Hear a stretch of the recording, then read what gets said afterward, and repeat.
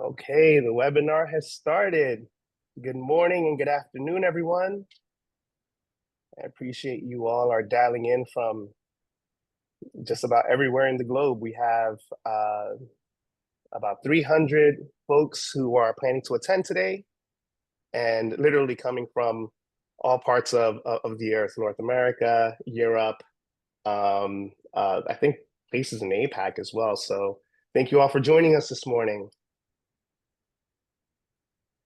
And as you come in, this is the fourth annual Executive Search Summit. So very excited to present content ranging from industry discussion and state of the profession, all the way through Invenias product roadmap and customer conversations as well. So as you're joining, feel free to say hello and let us know where you're joining from. That'll be great.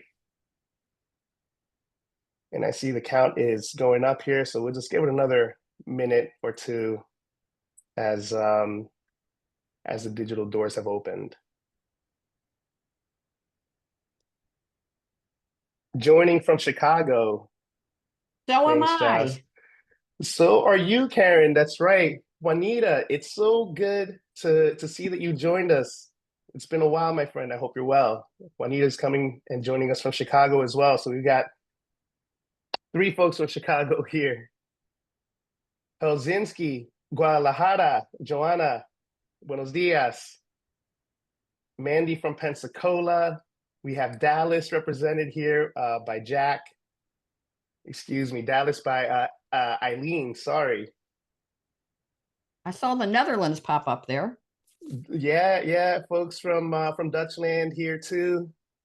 Yeah, Giuseppe, good morning or good afternoon rather. Land of tequila and mariachi. Hector, what a way to start the morning. Good morning. Wonderful. Sweden, Brazil, Denmark, Ireland, from Dubai. Good day to you all. Thank you again for joining us. Why don't we go ahead and get started? Lynn from South Africa, hello there. I have a very special guest to kick us off today, and it's Karen Greenbaum, who's the CEO of the AESC, which is the Association of Executive Search and Leadership Consultants. And where she's here to talk to us about the state of the profession. But before I hand over the mic to Karen, it's no secret that this has been an incredibly interesting year for executive search. And so as we embark on this fourth annual Executive Search Summit, it's really good to consider and keep in mind, some of the things that your peers happen to be experiencing in the space as well when it comes to engaging clients, prospects, candidates, understanding what the temperature of the market happens to be as well. Where are the trends? And also be able to share your own insight. So the chat box is going to be open. The Q&A will be open. So I invite you all to click into any one of those and provide commentary, feedback as we go along through a session. So we're going to be together for the next 2.5 hours, and I'd love for you to be in the moment.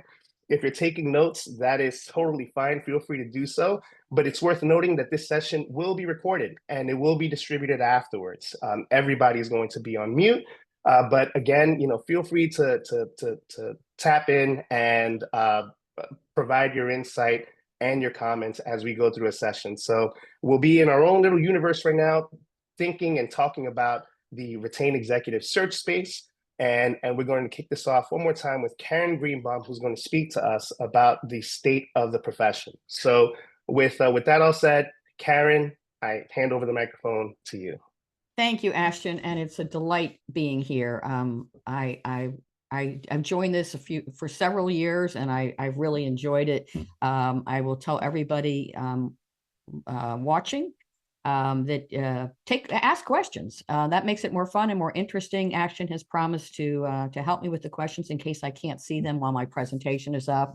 But ask questions during it, ask questions afterwards. It'll make it all more fun and interesting for all of us. So I am going to attempt, with a little bit of coffee this morning, I'm going to attempt to screen share. Let's see how that works.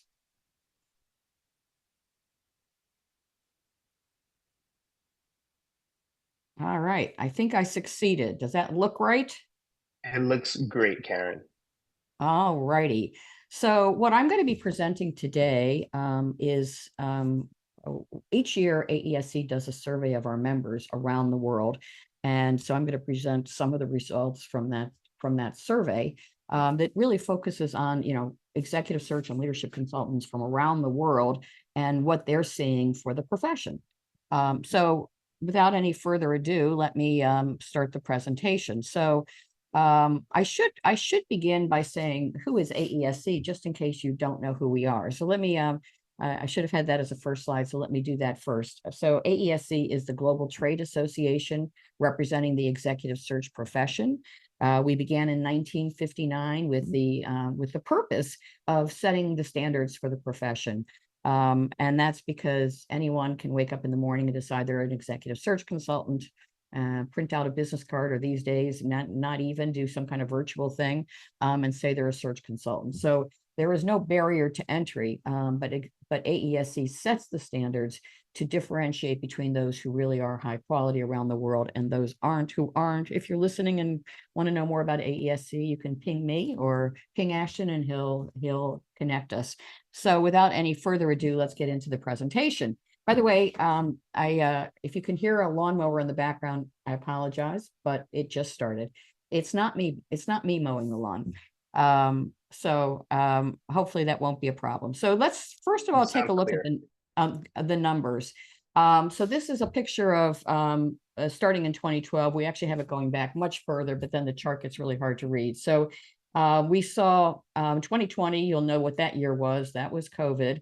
And so we saw a drop in the business of 12%. But it's interesting, if you really look at the trend quarter by quarter in 2020, you see that it dropped, well, in the second quarter, everyone was like frozen in inaction. No one knew what to do. We all pivoted to virtual in like a week, trying to figure out how to do this. And our clients did too. So we had a 12% drop. But what's interesting is, in the second half of the year, it started going back up. And what's interesting is, if you look at 2021, we had explosive growth. I mean, those of you who were working in the profession at that time probably were so busy you couldn't see straight. You weren't doing any selling because you were just answering the phone. So it went from, and a lot of the thing that was driving that was that COVID was a time where you could see who really could lead in a challenging time and who couldn't.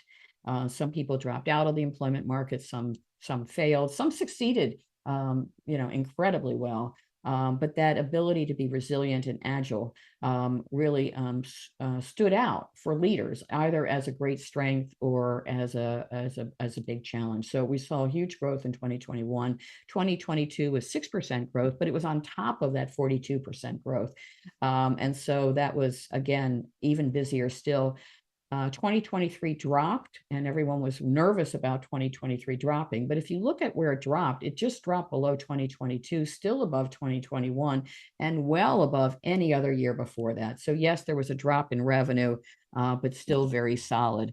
If you go back to 2019, we had 28% growth from that time, with all the ups and the downs, including the COVID point. So we're still a very strong profession. One of the things I like to do when I present is get feedback from the audience. And so for those of you who've seen me present before, you're used to Mentimeter. To do this, you can either scan the QR code with your phone. Ashton has already done this to prove it works. Or if your scan doesn't work, just type in www.menti.com and enter the code 56355639. And then I see people already doing it. When you're in, give me a thumbs up. And that's how I'll know you're in. So we have, I'll be tracking it to see how we're doing. So keep those thumbs up going. I'm going to stall a little bit longer because I want to get as many people as possible. This is your opportunity to participate. We have no ability to know who's saying what. It is completely confidential. We can't track this QR code back to your phone. So it's a great opportunity to be open, honest, direct. I saw from around the world. We have members from, we have participants from all over the place. So it should be a great global perspective. But we're still coming in, and we're not where I need to be yet. So the numbers keep going up. Again, if you are having any problem at all getting in, put it in the chat. Ashton is monitoring the chat. So if you're stuck getting in, put a note in the chat, and Ashton will see if he can help you get unstuck. So again, I see people still coming in. It's slowing down, and it's not anywhere near what we have in terms of all the people. Don't forget to push the thumbs up button when you're done, and that will give me a good count of how many people are in. So we just got another batch coming in. And so let's see if we can get a little bit higher. Don't be shy. Some of you may be saying, yes, but I'm using my phone to call in. All right, I'm going to give it one more minute. Again, if you can't use the QR code, just go to www.menti.com and enter 5635-5639, or use the QR code. So I don't know, Ashton, I'm going to call it, but let me say that if you're still trying to get in, no worries. At the beginning of every slide where I ask a question, at the top, you will see what you see on the top here, just how to join menti.com and the code. You won't have the QR code anymore, but you'll still be able to join. So we're not quite where I'd like to be, but we are where we're going to be. Keep on joining if you haven't done so. Love that. And let's go on. So here's my first question to you. As you look at your forecast for 2024 year end, because we're already in November, how does it compare to your prior year? Is it better, significantly better, somewhat better, flat, somewhat worse, or significantly worse? So let's just take a look and see how those responses are coming in. All right, there, my favorite. I love these little bouncing balls coming up. So we're going to take a look and see how we're doing for 2024 around the world from all of the participants. And you can see that so far, everybody has, every category has a group of votes. So there isn't anyone that is, that's empty, if you will. We still have more votes coming in. So just pick the one that best fits you. And I know we still have more, so I'm going to give it a little bit of time as you get used to the tool. Yep. And remember, once you make your selection, that there is a submit button at the bottom, everyone. Good tip, Ashton. So we're getting pretty close. So let's see where we're at. So as we look at 2024 compared to 2023, and remember, 2023 was down a little bit from the extraordinary prior year. And what we're seeing here is the biggest group have said somewhat better than 2023. Tied for second place is flat or somewhat worse. So that's tied for second. And then 9 of you have said 10 of you significantly better than 2023. So good for you. And then 6 of you are saying significantly worse than 2023. So 6 have said it's another tough year, or, maybe it was a tough year last year. It's continuing to be a challenging year. And remember, we have people from all over the world. So again, we have 32 people who have said better or significantly better. We have 18 people who have said worse or significantly worse, and then 12 who are flat. So we're still net better than last year. But certainly a big spread or an interesting mix between those groups. So let's continue on. So what did we learn in the survey? So let me just go through this. In our survey, what we found is that executive search revenue per consultant is down. So that means that productivity, if you will. So revenue per consultant is down. That could be because there's 2 categories in there, right? There's the fees you charge and the number of consultants you have. So presumably firms started beefing up their staff. And then as revenue got a little soft, they may have had too many people for the work they had, or maybe fees were a little bit lower. The length of search was unchanged. Leadership consulting revenue, so for those who are doing leadership advisory work, was flat. It wasn't up, it wasn't down, it was flat. The average fee per search is up. So as I was speculating on the first category, I realized that the average fee per search is up. So it really means that there were more consultants. And that's why revenue per consultant is down. The fees were up, but we probably hired into that big growth. And so that's why that number was down. We also saw that executive search slowed, but leadership consulting and interim management both grew. Now, remember, executive search is a great big number, and the others are small numbers. So I always say it's easier to grow a small number than a big number, but executive search slowed down a little bit while leadership consulting and interim grew. So this is a chart from our 2022 survey, and every 3 years, so that means in 2025, we will have an update on this chart. Every 3 years, we ask clients about us. So the reason I'm looking at 2022 data is it's just a good reference point until we have next year's survey. And that is, we said to clients, would you hire your executive search consultant for other services? And we list a bunch of services. And so to read the chart, purple means yes, I would. Maybe means, black means maybe, and yellow means no. So I always say a maybe is just a yes that hasn't happened yet, because I'm open to it, but I want to know more about what they do probably. But no is no. So you'll see that in every case between 2019 and 2022, the yellow dropped dramatically. And so if you look at board assessment and advisory services, board search, all of that went from 50% no to 20% no. If you look at culture assessment and alignment, it went from 49% no to 19% no. If you look at diversity and inclusion, 56% no to 21% no. So in every single category, interestingly, executive pay went up. 46% said yes, I would hire my executive search consultant for guidance on executive pay. Interim management, 45% said yes, I would do that. So there's some really interesting information here about our growth in areas beyond executive search. So what's on the mind of clients? And so we asked here, this isn't from the clients, but from our members who were talking about what they hear. And now I'm going to ask you this question. So what are the leadership and talent issues clients are talking to you about? And you can select up to 3.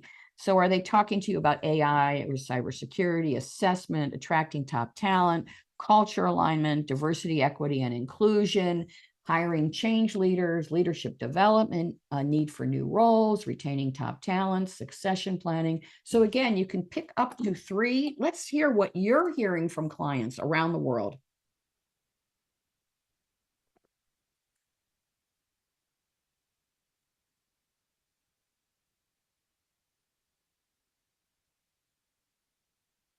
All right, lots of votes coming in. We've got about a third of those who had signed up who have voted, so let's keep it going here. And again, every single category is getting votes. So we've got a good list of things that we're hearing from clients. And you only have 3 votes. So I'm guessing if you had 5 votes, you'd have, these things are what you said were your top 3. So no surprise, number 1 so far is attracting top talent. So no surprise, your executive search consultants, clients talk to you about how to attract top talent, because that's what you do for a living.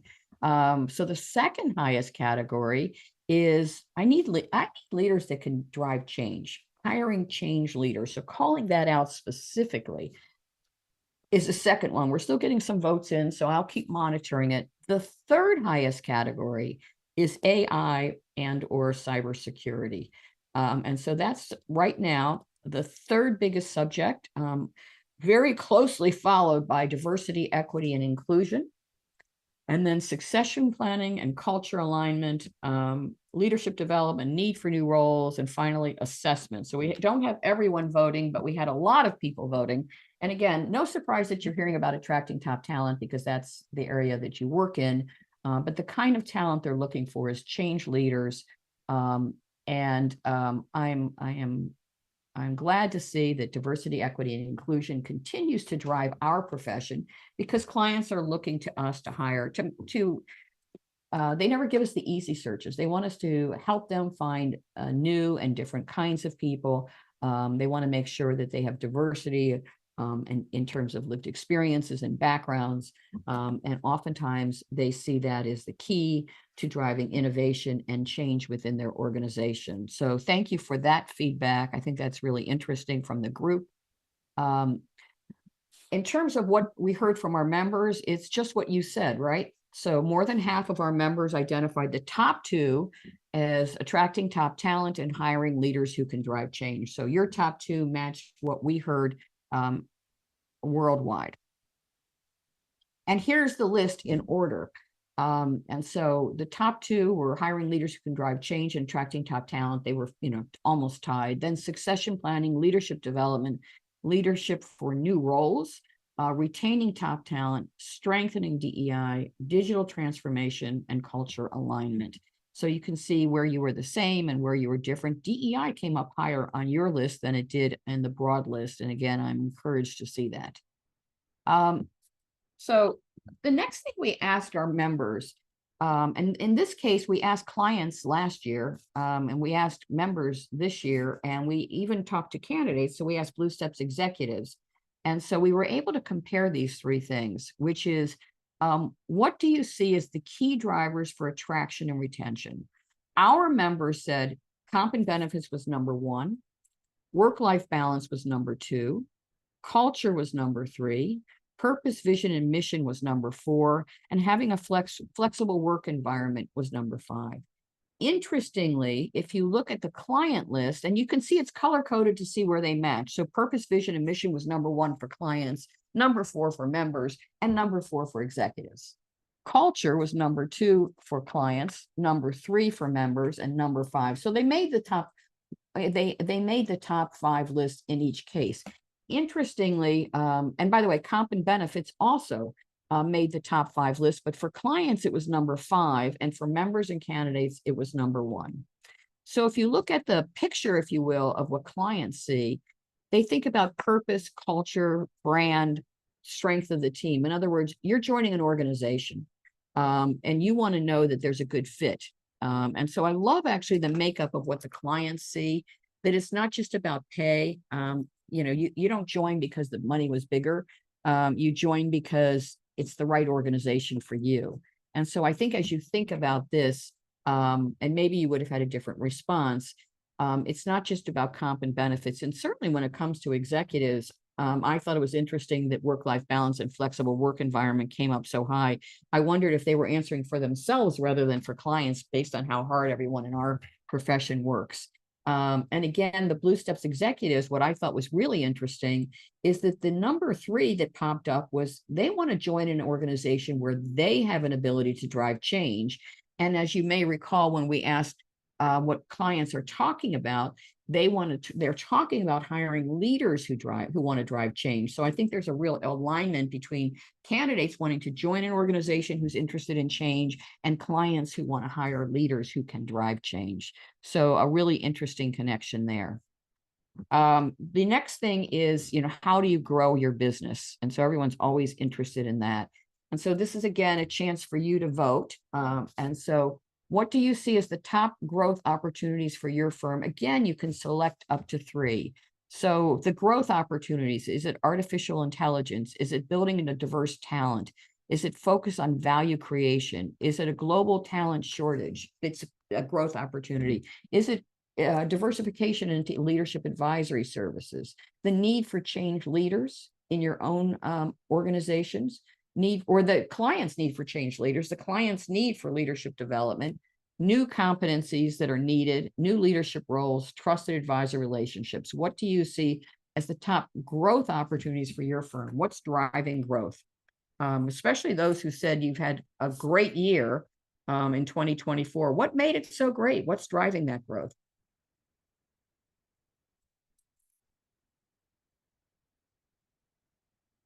All right, we're starting to get some votes in. Let's see a few more. We have,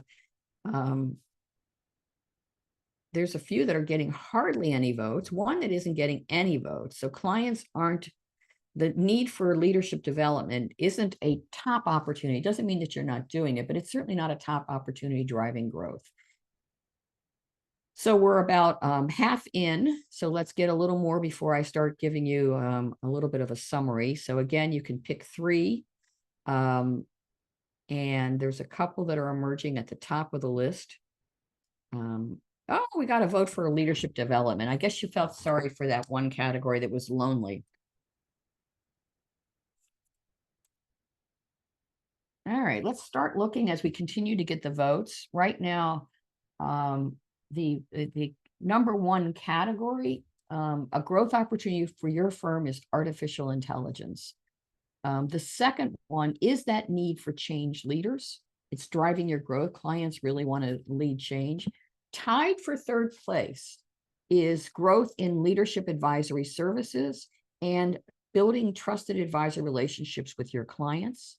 And then the next one is a focus on value creation. There's still a few that haven't voted, but I don't see any balls bouncing up. So it's building diverse talent. While it was higher on your list in terms of the overall that the clients are talking to you about, it's lower on your list in terms of opportunities for growth. So I'd say AI, change leaders, and leadership advisory services and trusted advisor relationships, which, by the way, I think focus on value creation probably ties into that advisor relationship. How do we really create value? So that's a good summary of what the audience is thinking. And again, here's what our members said. Number one was use of artificial intelligence. Number two was that there is a global talent shortage. And when there's a shortage of talent, we get hired because the work gets harder. Leveraging trusted advisor relationships, need for change leaders, need for new roles and different kinds of leaders, need for diverse talent, and a growth in leadership advisory. So there's a long list here. You can compare that to what you said. And then I want to focus on leadership competency. So in this case, what we asked this of clients, and I'll be rolling this out next week, but we also asked it of our members. So in this case, the question, I want to make sure you're clear. What are the competencies you need in your role to succeed? So this isn't what do clients need. This is you. Pretend for a moment that you are yourself. This is answer it for yourself. So what are the competencies that you need? And you can pick three. Do you need to be agile, adaptable, authentic, collaborative, customer-centric, emotionally intelligent, entrepreneurial, resilient, results-oriented, a value creator? So what are the top three competencies you think you need to succeed?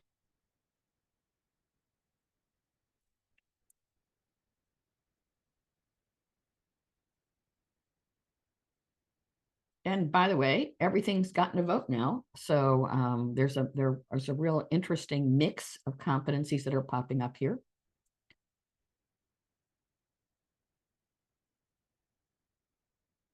And we also ask this of clients, but remember, clients are in a different position than we are. So it's interesting to see what we say versus what clients say. Keep those votes coming. So when we get to 50, I'll start talking about what people say. And so all of you are consultants. And so as you look at it, got slow, so maybe I won't wait till 50. Number one was is adaptable. So as a consultant, I do think you have to be adaptable to your clients, right? Each client is different. You have to be adaptable. Number two is results oriented. And so that, you have to be able to deliver results. Number three is resilient.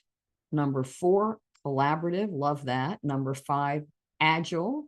Let's see if it changes. And then we have emotionally intelligent. So we're at 50.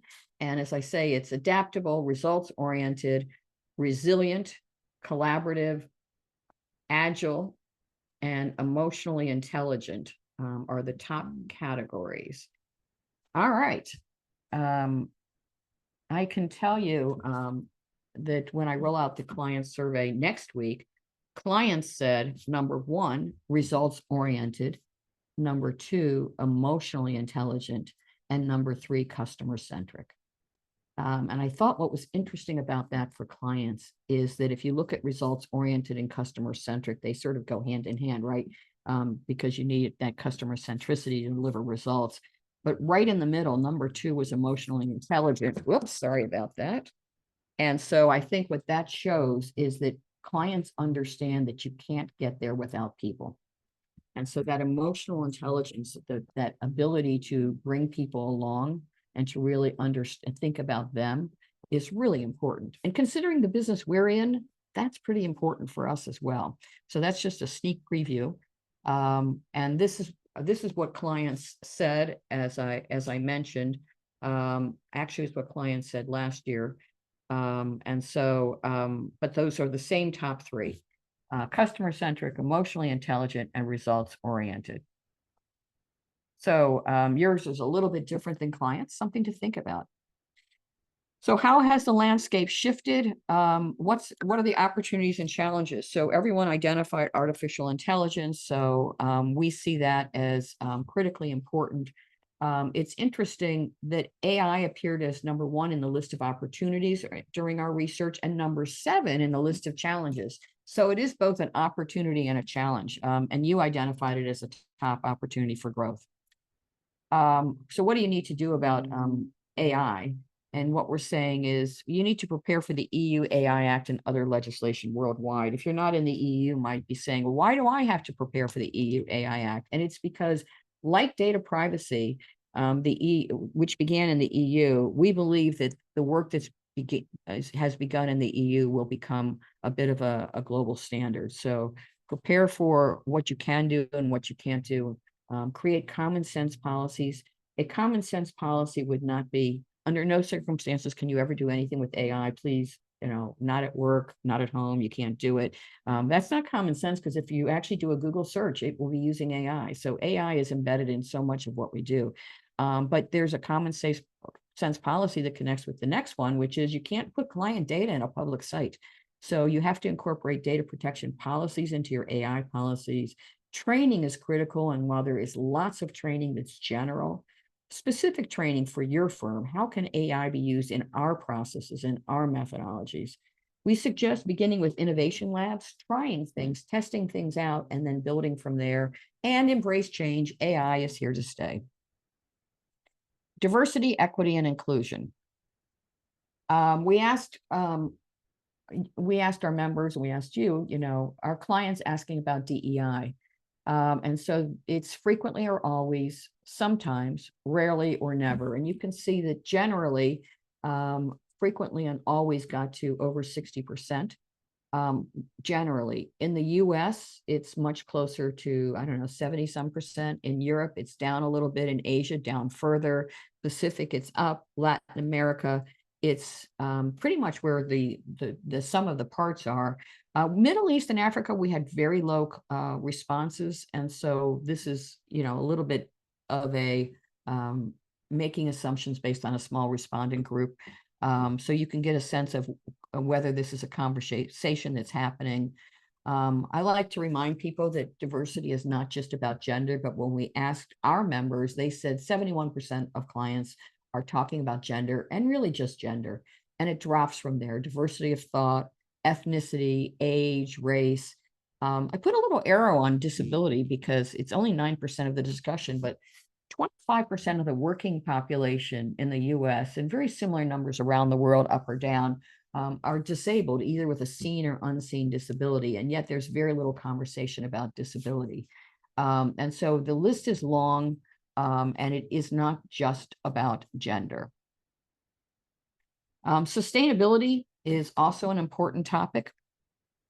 We asked if your clients are talking about this to you. You can see that the black is much bigger than it was for diversity, but it is growing. A bigger conversation in Europe. Sadly, the area where it's talked about the least is in the US and Canada. There's still, I would say, disbelievers on climate risk, and feeling like it's not the big priority. I think it's a short-term look versus a long-term look. It's much bigger in Europe and other places. But it is an important conversation. It is also one about meeting the client's needs and helping them hire to meet these new roles that they need. So I always say that the greatest impact we can make is through the work we do with our clients in support of their sustainability goals. So are you talking to your client about what are they trying to achieve? How does this impact their leadership challenges. Are they looking for new leaders? Does it impact their board? Are they looking to change their board composition? But I do believe that together we can make the world a better place. So a summary, our industry is strong and has an evolving ecosystem. It's not just executive search anymore, and there's a wide range of things that we do. Client needs remain strong. They still are worried about attracting and retaining leaders. New leaders are in abundance. That need for change leaders, for new roles like sustainability, and for diverse new competencies. So we need a different kind of leader, and all of that fuels our growth. We need to strengthen ourselves. We don't always practice what we preach. So we give guidance and advice to clients, and then we're that old shoemaker's children. We forget to look at that same guidance for ourselves. So as we look at competencies that are needed, are we looking at that for ourselves? As we look at culture, clients want to talk about culture to attract and retain talent. Do we have the right culture? Developing a succession planning, all of these things that we talk to our client about, we need to practice what we preach. Competencies, we're not that different from clients. Gen AI can't be ignored. So it is here to stay. DEI, we know that you can capture value through inclusion and belonging. And so we want that to remain important, because if there's a shortage of top talent and you're only looking at a very narrow segment, you're going to be missing the top talent that your clients need. And finally, sustainability. I think it's time for us to lead in this area. So that's the end of my presentation. I'm going to take this down and we'll see if we have questions. So over to you, Ashton. You've been monitoring the chat. I don't know if the chat is just where people are from or if there's questions from the audience.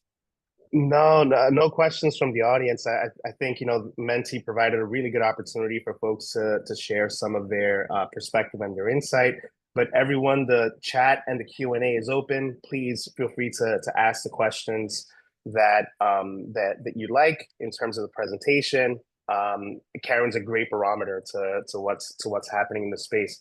Karen, that was incredibly insightful. Thank you for delivering that. I found it to be very interesting in the diversity slide. As a person of color myself, that gender was so high up in the priorities as opposed to other components like race, for example. And an age bias. We know age bias is a reality, and every single person here has an age.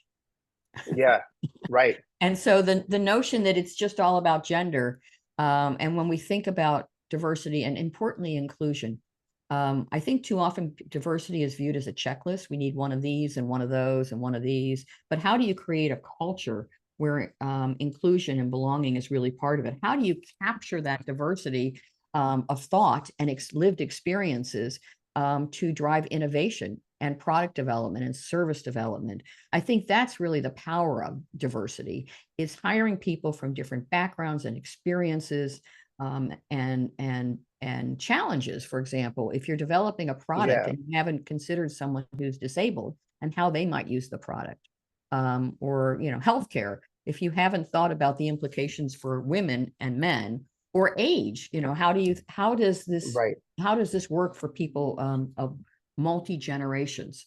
And so I think there's just so many opportunities to have a much broader conversation about the impact of this on business. It's not just, I need one of those or I need one of these. It's how can you really drive your business. Yeah. You also, there were a couple of interesting stats around leadership consulting, leadership advisory, if you look at it kind of on a broader scale. So we've had a number of conversations with search firms that have attempted to go into more advisory oriented services, not solely executive search. And the feedback that has come about is, hey, that requires a different set of a different skill set, a different background in order to run this effectively. So we found that some search firms have dipped their toe in it and have pulled back once they realize the differences in some of the again, the skill sets required. What are you finding from your conversations with the wider membership, Karen? So I think in some cases it's a completely different skill set. In some cases it's a bit of a development. So let me give an example. If you're not doing work in board search and advisory, I wouldn't call that a completely different skill set, but I would think it's more like an industry expertise or a functional expertise. So Mm, that you have a specific expertise in boards and in board competencies that are needed in board search and how to evaluate that board composition and effectiveness. So I think it's not, I have to hire a totally different person, but I have to build that capability and expertise. I can't dabble in it, right? So it's a bit like an industry. If you're in life sciences, you really have to understand life sciences. You can't just say, "Oh, I never did anything in life sciences, but sure, I can figure this out." So it's a different competency. When it comes to assessment, it might need someone completely different, or maybe it means you partner with someone like Hogan. We have a partnership with Hogan, and you become Hogan certified. So it's not so much that you need to hire someone completely different, but you might need somebody who's really passionate about this, who wants to do that extra step of learning and development to say, I'm going to get Hogan certified so that we can do this assessment and I can play a role. mm. And so there are ways to build that capability rather than hiring differently, right? And so I think if you want someone that's good at coaching, again, you have to have the right skills and interest and everything else, but then you have to be developed and you have to do coaching certification, which requires a lot of work. So I think it just depends. Now, culture assessment, I think, is a really important area because if you look at culture, it's sort of the glue that attracts people, but also retains people. And I think Right. that's an area where we still need to develop competencies. How do you assess culture? How do you change culture? What's the impact leaders have on creating a different culture? And so in that case, I think, you probably need your PhD in culture rather than just one certification course. But Right. I think that I personally believe it doesn't make sense to put walls between these categories, but rather broaden the team. Mm, So I think if you're trying to say, well, search is this and leadership is this, and never the twain shall meet, you're missing the opportunity. Because the I love opportunity that. from a client perspective is, I want to hire you to help me attract the right talent. But what happens if they don't stay? Right. You bring them in the front door and they go out the back door. So how do I retain the talent? Well, how do you retain the talent? It's culture. So we can't really ignore that because if we're just figuring, and by the way, everyone has had a client where they ask you to bring in someone and they tell you what they're looking for, and you look at them and you think, oh man, this is going to be a hard assignment because actually this client has a lot of problems. And how am I going to Mm. get someone that wants to go there? How do you create a business that people want to join and they want to stay? So that's how it all connects. And if we don't figure that out, we're just bringing people in, but then they don't stick. Hashtag golden nuggets being dropped here by Karen Greenbaum. I have one more question. I know that we're about to wrap up, and it's around interim because I remember, I want to say about like 15 years ago, sitting in on a presentation where one of the presenters, a voice well known in the industry, had mentioned something along the lines of interim and search effectively being at odds with one another and somewhat of a conflict of interest when it comes to delivering both out of the same house. It seems that the attitude around that is shifting, has shifted. Where are you seeing it work really, really well? So I think if you have first, let me back up to say you have to understand what interim is. And it's really two categories, right? So Hmm. interim is I need someone in the interim, right? So it might be I just got hired to bring in a CFO for a company whose CFO quit, retired, got hit by a bus. They don't have the CFO anymore. The CFO is gone. And they want me to bring in a CFO really, really, really, really fast because they don't have anyone in the ranks to move up. So you would say, well, I can get you someone in the interim while we find you the right permanent person. That interim person should be someone who is a career interim person. They're not looking for a Mm, CFO job and try them out. And if they're really good, then they'll stay. It is someone who has right. that as a career path. And so I think that actually fits really nicely with executive search because you can't like fill the CFO role in a week, but they need someone now. And so, building up knowledge of who wants the career path of interim. I think it is very different than, when you're hiring an administrative assistant and a staffing company says you can try this person, and if you like them, you can keep them, and there's a fee for them staying. That's not what this is, right? So that's one category. The other category is really more around management consultants, right? So building a stable of management consultants who can come in and lead a change process, a transformation process, the implementation of a new technology platform, the information, some kind of dramatic change in an organization. And so you hire a consultant through an interim business, but it's for a project. And that project could be 6 months, a year, 2 years, but it has an ending. And so there's two different categories. Where I think it doesn't work is where you're somehow saying, I've got someone who wants to be a CFO, I'll put them there and see if it fits. And I think that is not the right way to run it. So, but I've always felt that it's a good business, and it complements us rather than conflicts with us if it's done right. Wow.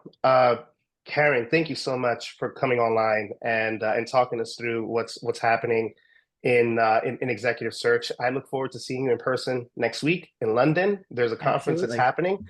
You still have some openings for those who wish to attend? Anyone that wants to sign up, just go to aesc.org and find our conferences button and register.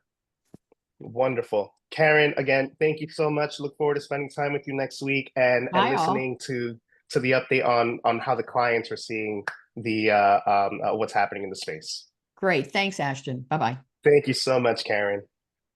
Everyone, we will take let's say a 3.5 minute break as we prepare for the next part of our executive search summit, which will be around vision for product innovation and the Invenias roadmap. And following that, we will we'll do a customer panel to speak about AI. So stay tuned. Go ahead, grab your cup of coffee or tea or water. Respond to that quick text that's come your way, and we'll be back momentarily with you all. Thank you for joining.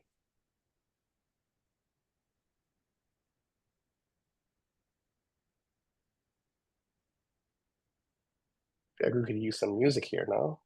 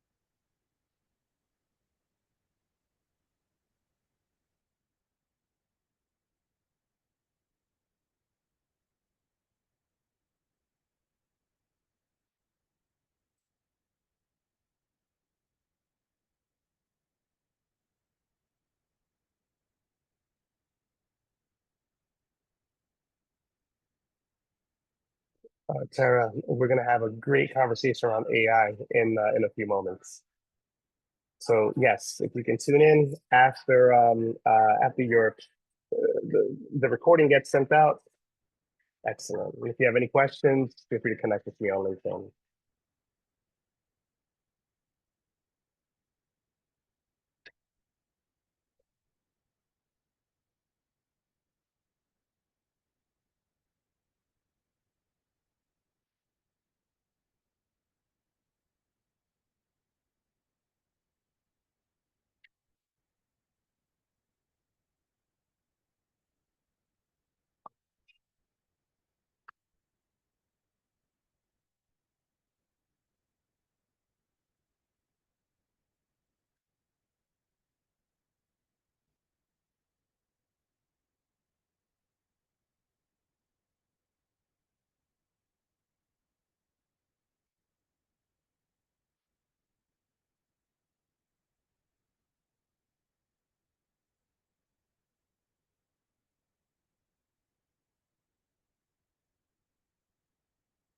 Wonderful. It is 10:20 Eastern, and we have our session that's coming up on product innovation, our vision for it, and our roadmap session as well. So Jonathan Novich, Jason Heilman, John Hopkin. Whenever you're ready, you can share your video, and we can get this party started in just a moment. Wonderful. Always that moment. Does it work? It works. That's right. Wonderful. Excellent.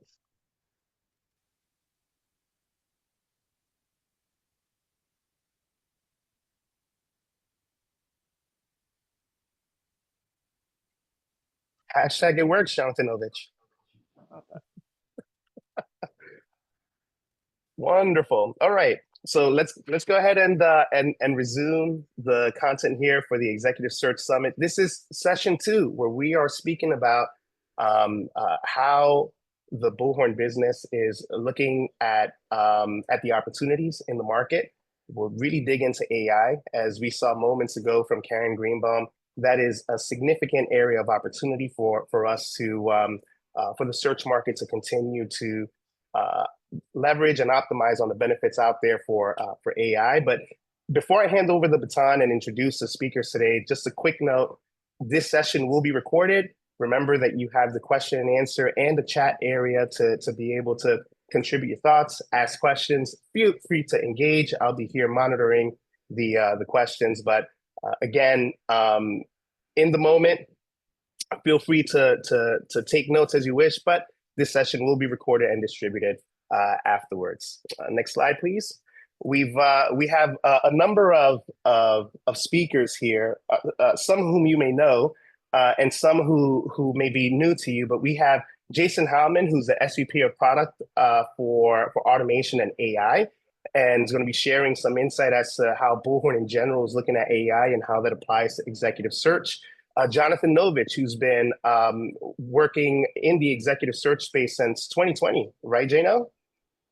Ever since we started these, man. Yep. Ever since we started these, that's right.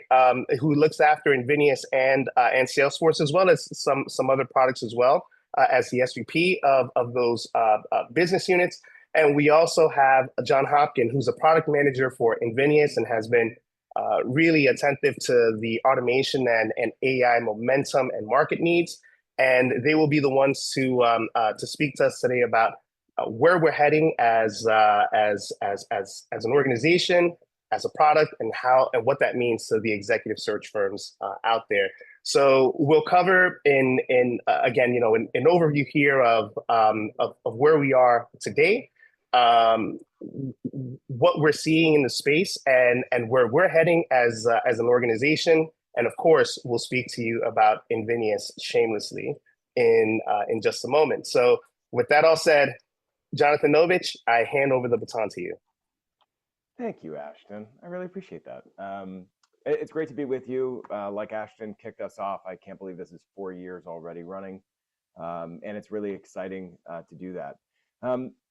We should actually take a look at some of the numbers for Bullhorn for executive search broadly. Bullhorn this year is celebrating 25 years in business, which is exciting.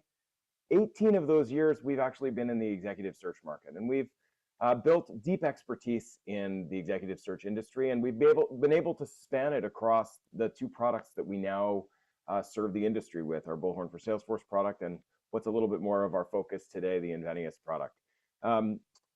It means that through these 18 years, we've really gotten to know what the workflows look like for executive search and how to implement software for them and how to help firms like yours adopt that technology to achieve your business goals. 5 of the top 10 largest executive search firms, they use Bullhorn solutions. And that is something that we are inherently quite proud of. Over 700 firms worldwide use the solutions and 14,000 users, which feels enormous, honestly. We are committed to continuing to support the executive search market and the executive search firms succeed. And that goes for firms of all sizes, from individuals to boutique firms, all the way to the enterprise level. It's one that really gives us a lot of joy and pride. When we think about our solutions, there really are 4 themes that center the type of offerings that we put together in our solutions. The first really is around deepening and strengthening executive relationships. And when we talk about that, we talk about the ways of identifying connections between executives who've worked in whose paths have crossed together. We talk about sharing the valuable insights and building trust and credibility when you understand the detailed data around executives' career trajectories, where they've made their mark, and with whom they've done that. The robustness of the data is really a key essential element in so many executive search firms' ability to be able to demonstrate their credibility and their expertise. We center our lives also around placing transformational leaders faster, and that means streamlining your team's processes so that you can grow your pipeline, so that you can make the blocking and tackling of every search quick and easy, and focus your efforts on these critical conversations that you have with clients and with jury members and references, and of course the talented executives too. We think about driving strategy through actionable insights, and that's both the strategic level and also really the operational level, to hit the important milestones that you consistently need to do to deliver strong results. We help you keep those dates and those objectives front of mind and visible to you and your teams. And we think about really how some of the items that really that Karen talked about the growth that we need to continue to show in the industry. And the way that you do that is through demonstrating both your credibility, but also being able to create new opportunities, cross-sell, be entrepreneurial. All of those things happen as a result of being able to master the data that you keep together. All of these together, these blocks really help us do what we care so much about, which is working with you to place leaders that change the world. When we focus in on Invenias for a quick second, there really are 3 pillars. We've already discussed a little bit about trust. We are very proud of the fact that we've been in the market so long, that we have such a large user base, and frankly, that we have such a high customer satisfaction rating. We know we are not perfect. We are far from it, but we do have, in being honest with ourselves, we have something there to celebrate as we continue to value your trust and the work that we do together. Our expertise is deep in all parts of this industry, and we continue to find new insights, especially when we talk about applying new technologies to that. In fact, you'll hear a little bit about some of that from Jason and from John a little bit later on. And we're proud that we continue to grow in an industry that continues to grow itself. We have found new ways to innovate, both around AI and automation, as you'll hear a little bit more about today, but also around Power BI, being able to take insights out of your Invenias environment, and frankly, being able to work with marketplace partners that are part of the broader Bullhorn ecosystem for folks who want to partner with us to increase the value of Invenias and the offerings that sit around it. When we think toward the future, we think about the types of conversations, which is really where all the magic happens in the search industry. They help us. Those conversations are where the proprietary information is. It's where the secrets are shared. And it's the pieces of information that help you construct your understanding of the market and be able to provide great advice to your clients, not just putting a bunch of candidates together and pushing them through the process.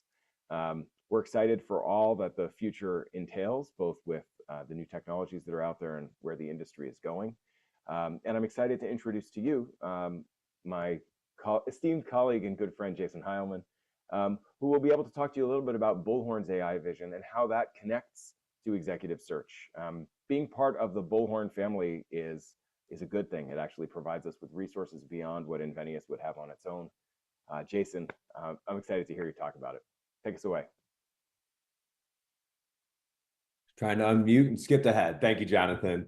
Yeah, so excited to talk a little bit about what we're doing as a holistic business when it comes to AI. So the way that we really think about this, and Jonathan alluded to it, is exec search is obviously a very important part of the staffing recruitment industry as a whole. And the way that we think about bringing innovation is often that it isn't the front end of kind of the ideation synthesis process. We often will go to our staffing customers first as we iterate with new technology and start to learn where it's going to make the most sense. Because to be frank, they've got a little wider margin of error. So if things aren't exactly right, we can kind of experiment with them and the risks aren't quite as high. They're not talking to executives all day. They're not talking to CEOs. They're talking to very important people, but they've got a little bit higher risk tolerance. So what we try to do then is, or where I guess where our AI vision is really in two buckets. One is the assistant paradigm. So where we've got AI tools that help your team be more effective. A perfect example of that is the Copilot tool, which is now called AI Assistant, which was recently launched in Invenias. And this kind of ties to kind of the product life cycle of it. So within about 2 months of the big ChatGPT launch in December, for our staffing customers, we had a version of the AI assistant that you see in Invenias today. And we learned a lot in that phase about what's effective, how people used it, the right ways to design interfaces. And then ultimately that came into the Invenias space as a much more well-refined and complete solution. So again, that's an example of a specific solution and the AI assistant paradigm where we're doing things like helping you write emails, maybe updating job profiles. But it's also a good example of again, kind of our roadmap process. The other side is the agents paradigm. So this would be taking tasks and instead of helping your team, completely removing those tasks from your team. So the most important area that we've seen that historically has been as soon as a new job opens, we can have an agent that goes, identifies the best candidates and starts to message those candidates and even takes them to the process of starting to screen those candidates. I can kind of feel everyone that's watching this say, oh my God, we would never do that. And that's okay. And what we think about this is these agents can include a human at any point in the process. So an agent might look like, as soon as a job opens, I want to identify the best matches and alert a recruiter to those matches so that they start with a short list rather than going from scratch. And when we do things like search or like building these solutions, you get the benefit of the broader bullhorn sea of data. You can see we've got some counts here. There's millions and when you add it all up, billions of records that we are able to use in order to train our models to be most effective. And when we do that, we do it not just on making synonym matches. So this job has some keywords and this candidate has keywords. But if you'll note, you can see we highlight the submission information and the placement information. So we build it in a way where we aren't suggesting the people that are the best match to the job. We want to propose to you the people that are most likely to be hired. So with that, that's kind of our kind of stage setting. If we want to jump in, the way that we think about building solutions, so we talked about the assistant versus agent paradigm. The other thing is we don't want to just go chase an exciting, sizzly idea because it sounds cool. What we want to do is look at the time that your team spend and build solutions to dramatically reduce that or make them more effective in those times. So you can imagine these are kind of estimates, but we've got estimates about where your team is spending the most of their time in order to ultimately make a placement. So you can see the two biggest buckets are search and match and screening. And then you've got a bunch of administrative tasks along the bottom. So the search and match and screening are what we're going to talk about, some of the solutions we're bringing today, as well as the administrative. So I don't know that we need to go through all of these. We've got some screens we can show. I think it makes it a little bit more straightforward. But this is kind of, again, this is how we're thinking about it is we want to identify a problem that's pervasive and consistent in making it so that you can be more effective. And in that problem area, we want to build solutions. Again, so we want to try to think about your holistic business, not just product ideas. So let's talk about how we think about sourcing.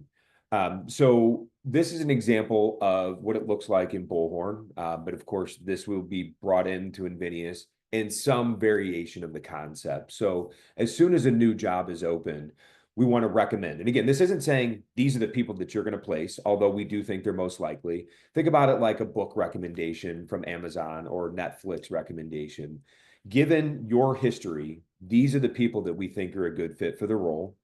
But then your team still has the ability to control that. So it's going to build out a search for your team. So we want to cut out as many of those steps as possible. But then your team can go in and add additional context that you may be aware of that wasn't in the job, or that just isn't kind of built out automatically for them. And then rank all of those people, again, not as the closest match to the job, but given your history with them, those that are most likely to be hired. So that's kind of how we think about the sourcing solution. You can see we're displaying actual screens that users would push, but all of that can be automated in the back end as well. So those exact same steps, essentially those buttons could have been hit by a computer in automation where job comes in, enriches the job, builds a search, and then automates the process of alerting the recruiter or even doing reach out where it makes sense. This next one, screening, I want to show the concept, not because I think that this is something that exec search will use on day one, although I bet we'll find some area where it does make sense, but that the people that you hire, the CEOs and the other executives, the people that they're ultimately going to hire are likely going to go through a process like this. We just kind of want to show you some of the things that are going on in the industry. So we talked about new job opens. We're automating the process of finding the best candidates and then shortlisting them, in your case, probably sending to the recruiter. But we don't need to send it to the recruiter. We could actually send a message directly to the candidates. And that could be people that just applied to a job or people that were in the database. And they'll actually go through an initial screening process. So asking open-ended questions about that person and about their experience. There may be some roles that you work where that does make sense. Like we've used it we've never gone to the VP level, but we've used it for hiring director level people internally. And what we found was the people that we thought were going to be the best weren't always the best, because as you all know, a resume or a CV doesn't really reflect the whole person, and it isn't specific to the job. So this is what this process, it just really helps you to sort and identify potential opportunities. Again, probably not the right fit today and now for every role, but just want to make sure you're aware. And this does lead into things that we do think are more obvious opportunities for the search business. All right, so the other one I want to quickly kind of go through is just kind of the assistant that kind of helps to manage more of the administrative tasks.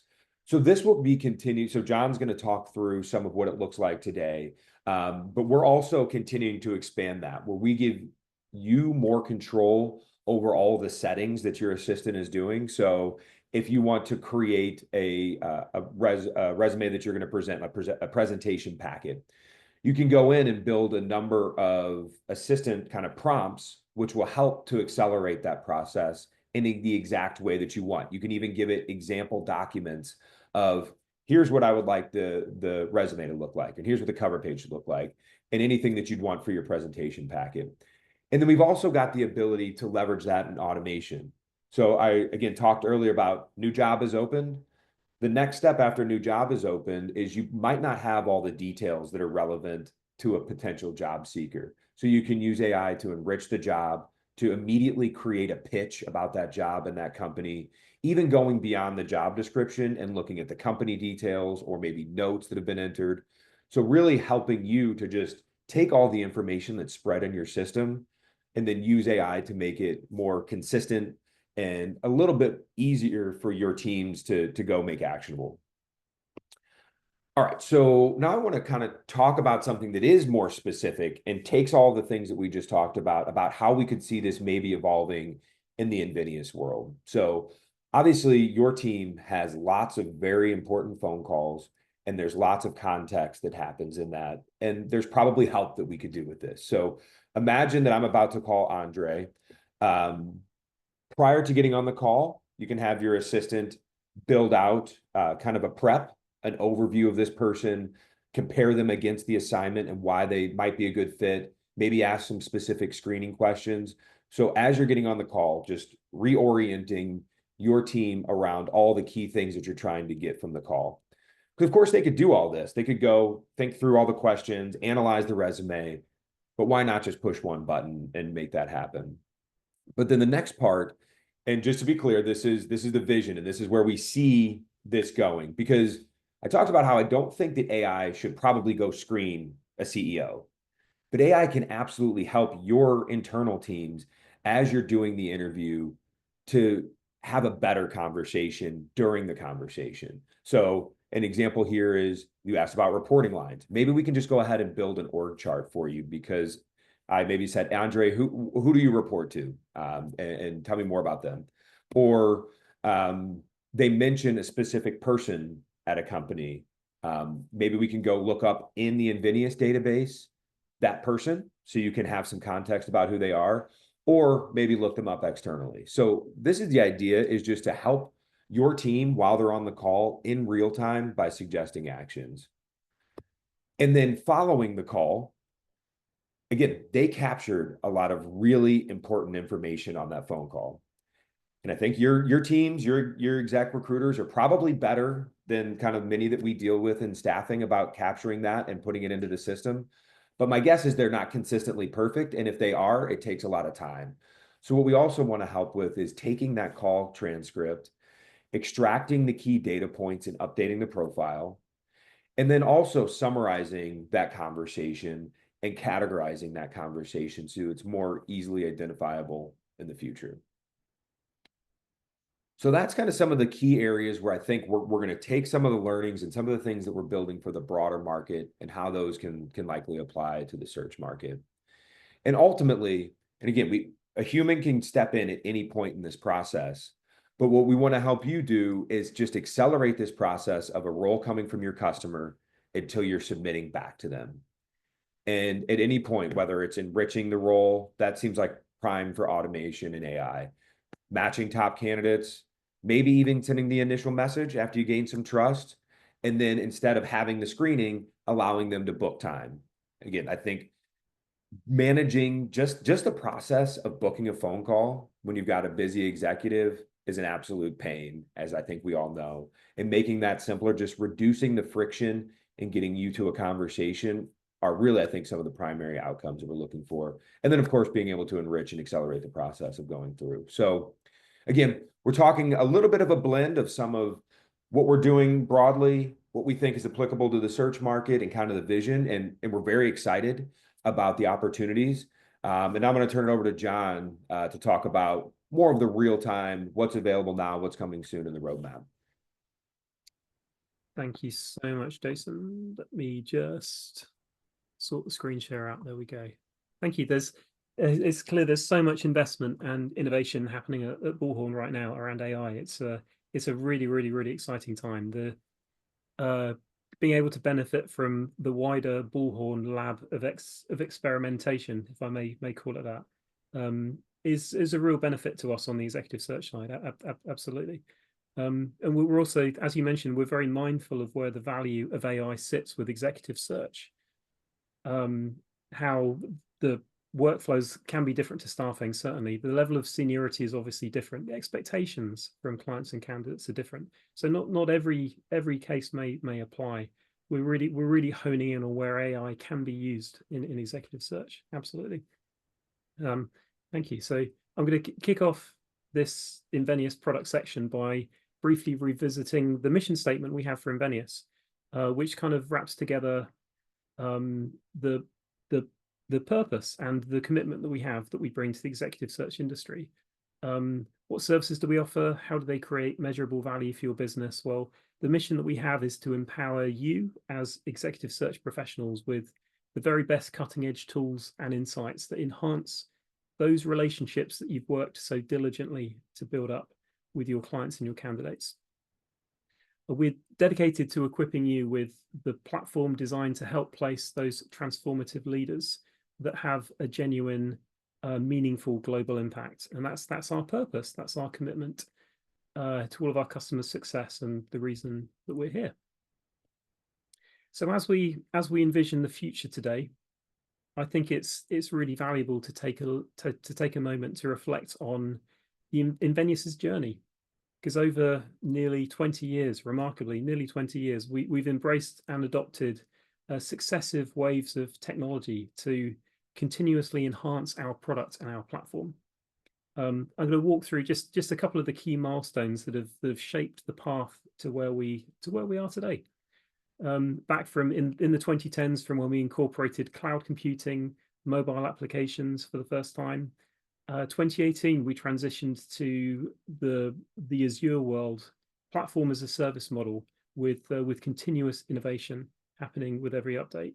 And then more recently, we've enhanced our technology stack with the addition of automations, AI assistant, and Power BI. More of those later.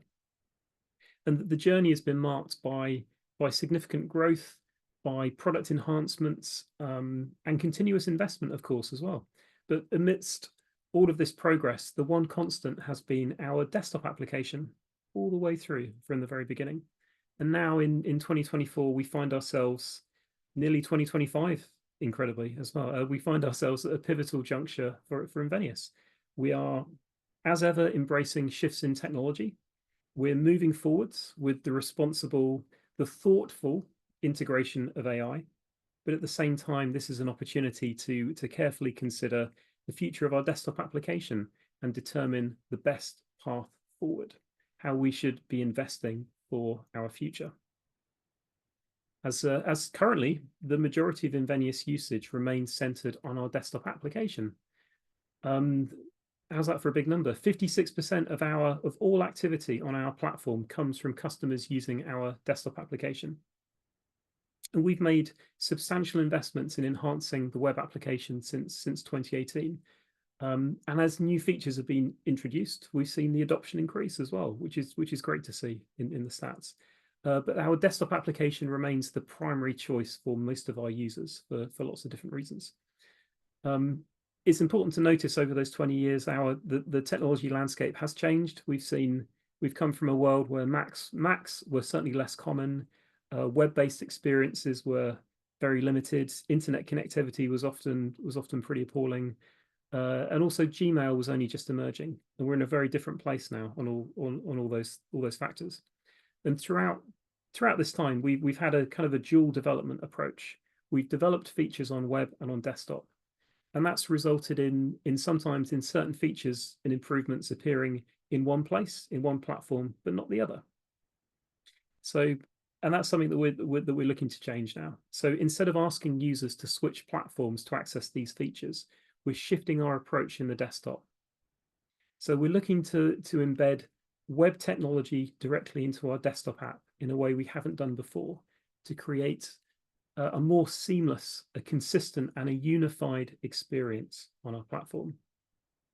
And this kind of integrated approach is critical as we move forward with AI capabilities, along with core feature enhancements and improvements to the Invenias interface. So, for example, we will very soon, I'll talk about this in a moment, introduce the AI assistant feature to our desktop application, even though the technology behind it is completely web-based. And offloading the heavy lifting, the processing to web-based services aligns with what else is happening in our industry. It's a real trend. Microsoft's new One Outlook is a good example, as it functions effectively as a web-powered application. It's more like a specialized web browser than a local app, and that's the direction that we will be following suit in. So the desktop isn't going away. You'll see more features and alignment between the desktop and the web products, with the desktop moving to use web-based technology. Okay, and continuing the theme of AI, it's great to be able to actually show a live product that I spoke about in the last product webinar I introduced, but now it's a live feature. And we have AI Assistant available in Invenias Web right now. And from the next major release around the end of this month, we're bringing AI Assistant to our desktop application. And it's proving to be an enticing starting point for Invenias customers who are looking to experiment responsibly with AI. And it's there to help you in what we see as typical day-to-day executive search scenarios, to help you get to a first draft quicker, all guided by your Invenias data. and I'll illustrate it with an example. And this demo shows Invenias AI Assistant in our web application, and the desktop feature works in exactly the same way. And we started inside a new assignment that we're pitching for a chief marketing officer for a fake company based in London called Lightning Innovations. The record we've opened is a little bit bare on detail, so we're going to use AI Assistant to help us draft an assignment brief. So we can use the one-click write assignment brief shortcut to send across to AI some basic details about the assignment record that we're in. And AI Assistant responds with a first draft of useful content. I think it's a great first draft. It may not be perfect the first time, but it's a great shortcut to get you to a first draft. And from here, you can use the ChatGPT style text box to type in any refinements that you wish. If you want to change the content, the format, the styling, all of those things, you're able to do so just by typing in and asking AI to do so. But in this example, we feel the content is suitable for a first draft, so we're able to highlight and copy the content from here into a field inside Invenias, where the user is able to type away, make further edits, refine it until they have the final version. But you can also use AI Assistant for other use cases as well. In this next example, we're going to be using AI Assistant to write some interview questions for a candidate on this assignment. So when the shortcut is clicked, we need to select a candidate to write these questions for. And once the candidate is selected, we send over not just some basic information about the assignment, but also this candidate's CV. So the 10 questions that AI Assistant has responded to reference details, skills, experience that are contained inside that candidate's CV. I think it's such a great shortcut. And of course, you can continue to refine from there as well. I'm going to skip my video along a little bit to talk about my final example, where we are looking to, unfortunately, break the news to a candidate that they were not successful in this particular assignment, and we can use AI to write them a rejection notice. So once again, we click the shortcut, we select the candidate. So Thomas must have had a bad interview, perhaps. And AI Assistant responds with a personalized message. It's aware of who I am as the person writing the message. It's been personalized to come from me. It's overall, it imparts the bad news, but the application has not been successful. But there is a positive note to this. We don't want to necessarily end our relationship here with this particular candidate. So the wording here in this response is certainly positive in tone, and highlights that there may be other opportunities in the future with this particular search firm as well. So this is, as a first draft, I think it works very, very well to help you get to that point as quickly as you can. So to summarize this feature, AI Assistant is available right now inside our web application, and it's coming to the desktop at the end of this month. It's available for people and assignment records. The prompts we have are tailored for executive search scenarios as well. To access this feature, if you don't have this enabled on your Invenias database, please contact your account manager. There's a short process to work through to get this feature enabled. And we have lots of content here documented inside our knowledge base. And it's a feature I'm really, really proud of. I think it's a really great, useful feature. So looking to the future, some of those ideas that Jason mentioned earlier are also concepts that we are considering at the moment. The idea that we could utilize an AI agent to automatically review your open assignments, perhaps, scan your database for what are potentially suitable candidates, draft contact outreach messages to those candidates, or maybe even send them automatically. But the AI assistant could also interact with that person to block some time out in your diary. That's where we feel an AI agent could be really useful to an executive search professional, some of those steps may certainly not be applicable, but there are some steps in the workflow there, particularly around what you might refer to as the busy work in a search professional's day, where AI could potentially be used to save you time. But what is certainly coming in our AI roadmap, that's a concept that we're actively looking into. In the short term, we'll be introducing the idea of the concept of custom prompts for our AI assistant feature, which is really exciting. So you will be able to create and save your own one-click prompts that correspond to the scenarios, the workflows that are very specific for you. If you're looking to summarize a CV in a very particular format that your organization consistently uses, you'll be able to effectively command AI to do that with a single click, which is really exciting. We'll also be adding AI assistant into company records as well. On to my next topic. I'm going to be talking about your data. Take a few moments to talk about your data. There's a real key trend that we're committed to advancing is the democratization of data access.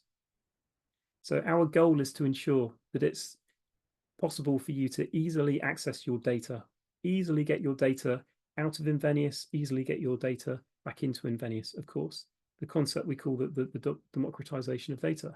And right now we have over 250 live API integrations that actually account for almost 30% of our total platform traffic.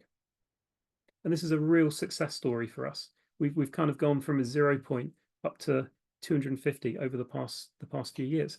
And our API enables Invenias data to be sent out from your database, updates to flow back into your database for a whole mix of varied purposes. We have customers using external solutions to share, move data between their systems, in some cases to connect different Invenias databases together. But our API is also used by our marketplace partners to integrate their products, which really enhance the overall Invenias experience. And there's certainly been some recent examples of where we've focused and delivered on this goal, such as with our Power BI integration, which I'll talk about in a moment. But we're continually making improvements to our API. I mean, earlier in this year, we opened up access via our API to our record change logs. So if you're looking to see which fields were updated in Invenias at what point by whom, that data is now available inside our API. Our future very much includes a roadmap of improvements on our platform specifically designed for integrators to take advantage of. So Power BI, which is now live, and I'm delighted to say is rapidly being adopted as well. Another feature that I introduced on the previous roadmap webinar, which is now live and being used by customers today. And the feature allows you to access 130 new data sets to build dashboards to report on and visually highlight trends in many business critical areas such as team performance, business development, financials, forecasting, capacity planning. There are so many different use cases you can use this data for. If you'd like to know more about our Power BI integration, please contact your account manager, as this is a feature included as part of our executive product bundle that does require Power BI licensing as well. But we've already seen some fantastic innovative examples of how our customers have already built their own custom dashboards and shared them with their teams, some of which are using them every single day. They've become really essential tools for managing their businesses. And I can share some feedback on this slide. Here I have a few customer quotes from people who are using Power BI right now to build dashboards with their Invenias data. For one customer, it made them aware of existing Invenias features that they didn't even realize we had or were using, which is a real unexpected win for this feature that we just didn't anticipate. The big picture view here is that we're really, really proud of this feature, and it's a great example of how we want to make it easier than ever before to get to your data using a fantastic commonly adopted tool and get your data outside of Invenias. Also, a huge part of our future strategy is our marketplace. Anyone new to the marketplace? This is our it's a market to allow Invenias customers to access top-tier technology solutions that we've carefully vetted and approved, which add huge value to your overall Invenias experience.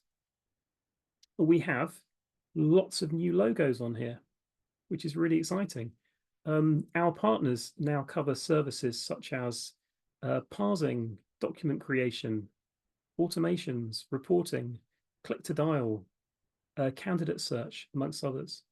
This is really flourishing. I think this is improving every year with a more diverse suite of marketplace offerings. Some new names on here to highlight. We've got Quill, Findem, Famer, and Hello Sky, all new to our partner list and are at various stages of development. You can find out more about these partners, the solutions they offer, by visiting the marketplace page on the Bullhorn website. And all of these partners are building using our public API, which is a huge part of the Invenias future that we will continue to build improvements for.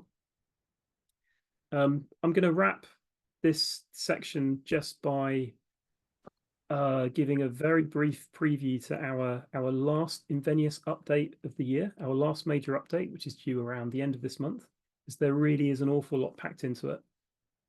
We are bringing the assignment billing feature to our web application, which is really, really exciting. You are able to, users with the right permissions can view and manage assignment billing events in the web app for the first time. You can see, you can view and capture if you've been paid, what you should be paid, and what you've been paid for, all inside the web application. And this also includes the billing tab on a company record, where you can view all billing events and activity for a single company. We're also expanding our Power BI datasets in this release with new datasets for program status and program type. And last of all, AI Assistant in the desktop.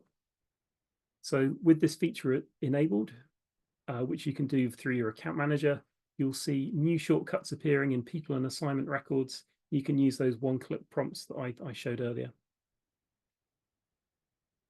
Okay, so that kind of brings us to the end of the product vision presentation today. And I can honestly say, in my 10+ years of working here at Invenias, and 5+ years of working with Bullhorn now as well, that this is genuinely the most exciting time it's ever been, I think, from a product roadmap perspective. I think it's a great time to be an Invenias customer. I think I'm really, really proud of what we've achieved and what's coming up in the future. As this is right now, this is the moment to start using AI inside Invenias, to build dashboards using Power BI, and outside of Invenias to use our API to pull and push your data to and from Invenias. So it's always been about innovation and delivery here, and you'll continue to see this in the future. And back over to you, Ashton. Thank you so much. Wow, from the vision to what we're building, to the I'd say to the mission that's driving us. I've never been more excited about what's ahead and what's in store, and again, what we're delivering to the market. We have a couple of questions that have been answered in the chat. Jason, I'm curious to know if you can speak to some of the privacy concerns and questions about processing candidate data with AI, whether it's Invenias platform or any of the other platforms that we've integrated AI Assistant with. Absolutely. And I think that it looks like it's coming from two fronts, GDPR, and then I think probably broader just data privacy from your own perspective of who the data is shared with. So really, we've got two options. And option one is what's available today, which is you bring your own LLM. So in that scenario, you're kind of validating that, and most people are choosing the ChatGPT OpenAI solution or the variation of Microsoft, both of which offer you protections they've got documentation which says that your data will not be used for training. It's only there for if there's troubleshooting, and they discard the data after usage. So today, as long as you would feel comfortable with the data being shared, which they are GDPR compliant, and they will not, as far assuming that everyone believes their documentation, they will not share any of that data for training purposes. And if you think logically about what benefit they would have, it doesn't seem like there's an obvious benefit which outweighs the downside of them using your data. So that's kind of the current state of what you would use. The next phase is that we will be offering an LLM as well, which will be a version that has the same capabilities as the other foundational models, such as ChatGPT, but is in the exact same data center, the exact same company. The data will never leave Bullhorn's reach, Bullhorn, Invenias, whatever the product is. It will all be housed within our data center. So it won't be going to an external service. So just like you trust us with your data to store it in a database, it'll also be transacted entirely within our own kind of AI capabilities without hitting an external provider. Mm. All right. Thank you, Jason. We have another question around AI's ability to parse data, Jano, and in particular, what's your view on utilizing AI to help streamline the data entry process? I'd be happy to pick that one up. There's sort of a couple parts to this. So the first one is that for upwards of 2.5 decades, the recruitment industry writ large has relied on resume parsers of different types. Two of the most common ones were Sovereign and Text Kernel. Another one is Daxtra. And we're very close to that technology these days, especially since our Text Kernel acquisition. My take is that parse will continue to be a valid form, and there will be AI enriching that process itself for taking in candidate data to start. But I'd also refer you a little bit to what we heard from Jason's vision about enriching and updating profiles from conversations that you have sort of on the fly. That idea of using data enrichment or capturing transcripts of calls to be able to automatically update parts of your database, I think are absolutely key, and they're going to make a big difference. We'll be keen as we get through this next year to start to explore new places and new ways in which to use that type of technology. Mm. On that note,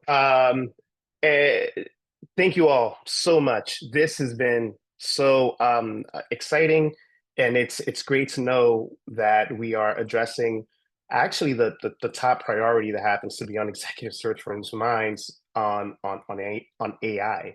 So amongst other things, we're about to have a customer panel in just a couple of minutes. Why don't we take a 3-minute break, everyone?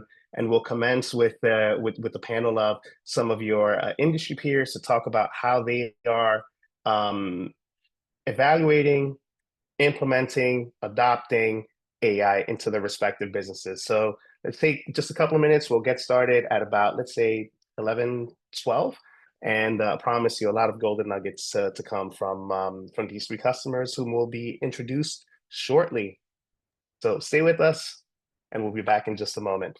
Jason, John, and Jano, thank you again so much for talking us through the roadmap. I'm psyched. Yeah.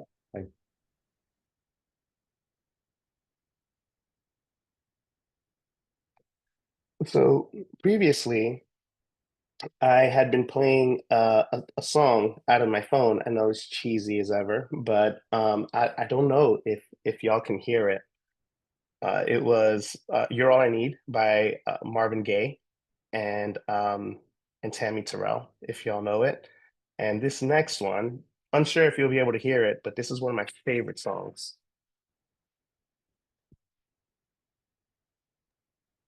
Can't hear it, Ash. You can't hear. No, I think God. Zoom is like blocking it for some reason. Zoom is too good. Zoom is too good. And you're not gonna find me singing it, but it's time to deliver on yours. Love that song. Perfect. It's too bad, too bad. I remember with the first Search Summit when Zoom wasn't as sophisticated with the noise cancellation functionality that it has now. I was able to play something on my phone, or a pin would drop in the room, and of course Zoom would be able to pick everything up, right? That was happening from music playing on phones to dogs barking, kids screaming, all that. And I think its sophistication around noise cancellation has definitely leveled up a few notches.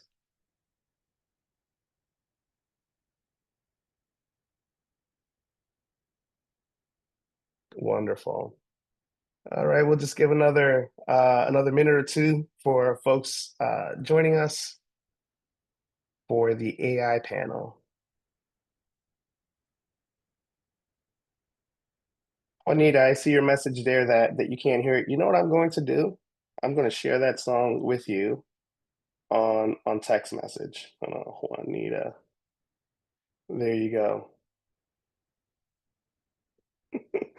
So you should have received that now.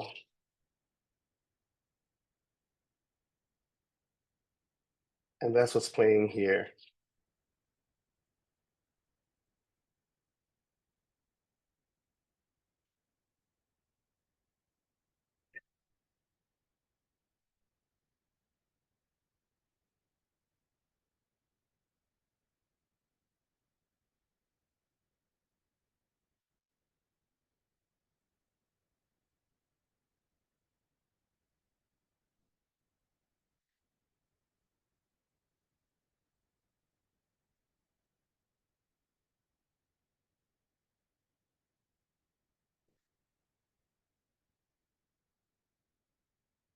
All right.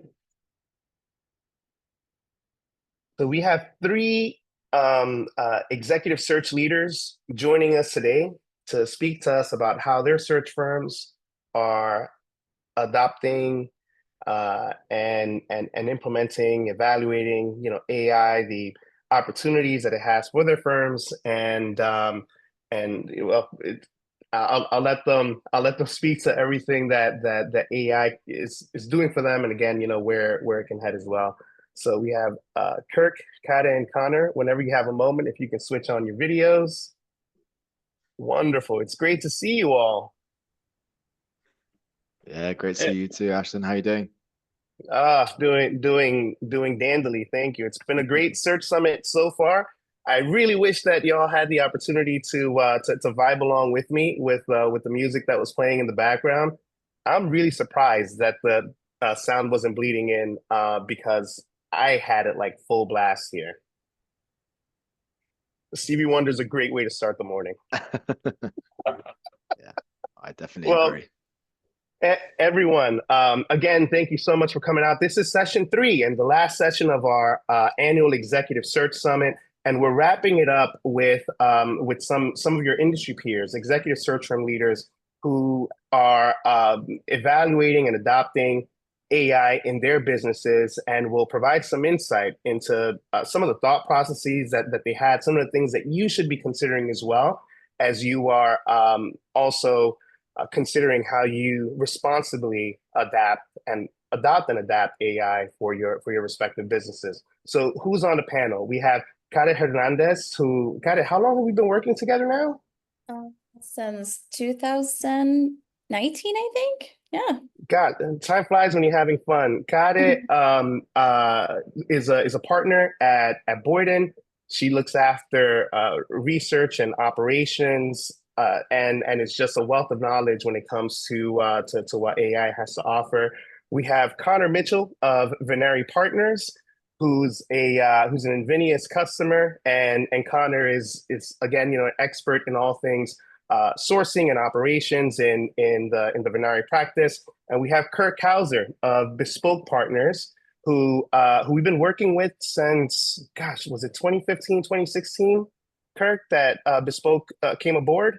I think so, yeah. Yeah, so it's been a while, and Kirk is the CIO of that business and has convictions around how AI should be utilized and how it's powering their business today. So Kade, Connor, Kirk, thank you so much for joining us on this very important topic of how search firms are adopting AI today. Thank you. Thanks for Yeah. having me. So I'd like to open a conversation. I think I had mentioned this in our in our rehearsal session. You know, we're going to have a very let's say fireside chat type convo, very organic conversation. You know, and so let's have fun with it. But I'd like to start the convo by asking, you know, how you actually determine the specific objectives and outcomes that you're aiming to achieve when considering AI, because there's a lot that AI can do, right? And I think, you know, sometimes when we get in our heads the world of possibility, it can be overwhelming. So how do we start to actually like break this down into consumable pieces so that it addresses the business needs? And Kirk, since I introduced you last, why don't we start with you, my friend? Oh, thanks. I appreciate that.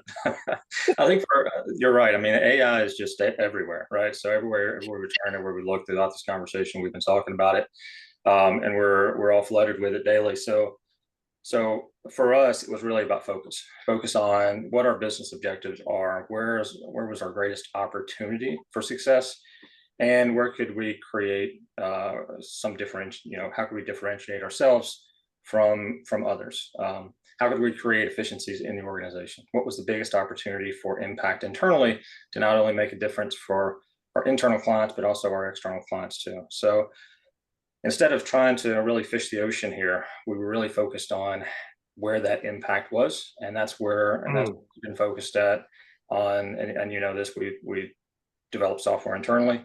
So that's where our biggest focus has been.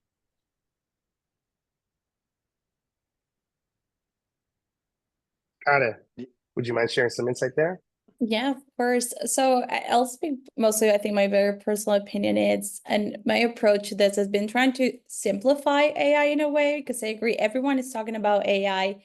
And anytime that I get an email from a new AI startup trying to sell me the biggest dream, is always talking about how AI will automate and solve everything. So for me, it's always about kind of demystifying AI, simplified in a way like what is really possible, what are the areas where we actually need help, what are the pain points, and it's always like how this can complement the work that our associates and partners are doing today, because we want to be able to enhance their capabilities. We wanted to be able to get rid of the back office admin work that they're doing so they can spend more time adding value and they can spend more time with the candidates. So for me, it's really, what is it really simplifying? And then actually talk about what is it that you're actually selling? What do you actually do? Because I think there's a lot of talk about how magically can AI do everything, and it's not that magic yet. And I think it's about understanding and setting the realistic expectations.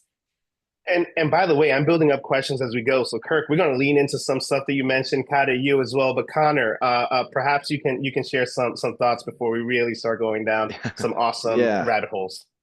Yeah, I think I kind of agree with both of you. I think AI doesn't drastically change our business strategy or our end goal. It is more about just improving the path that we take when we get there.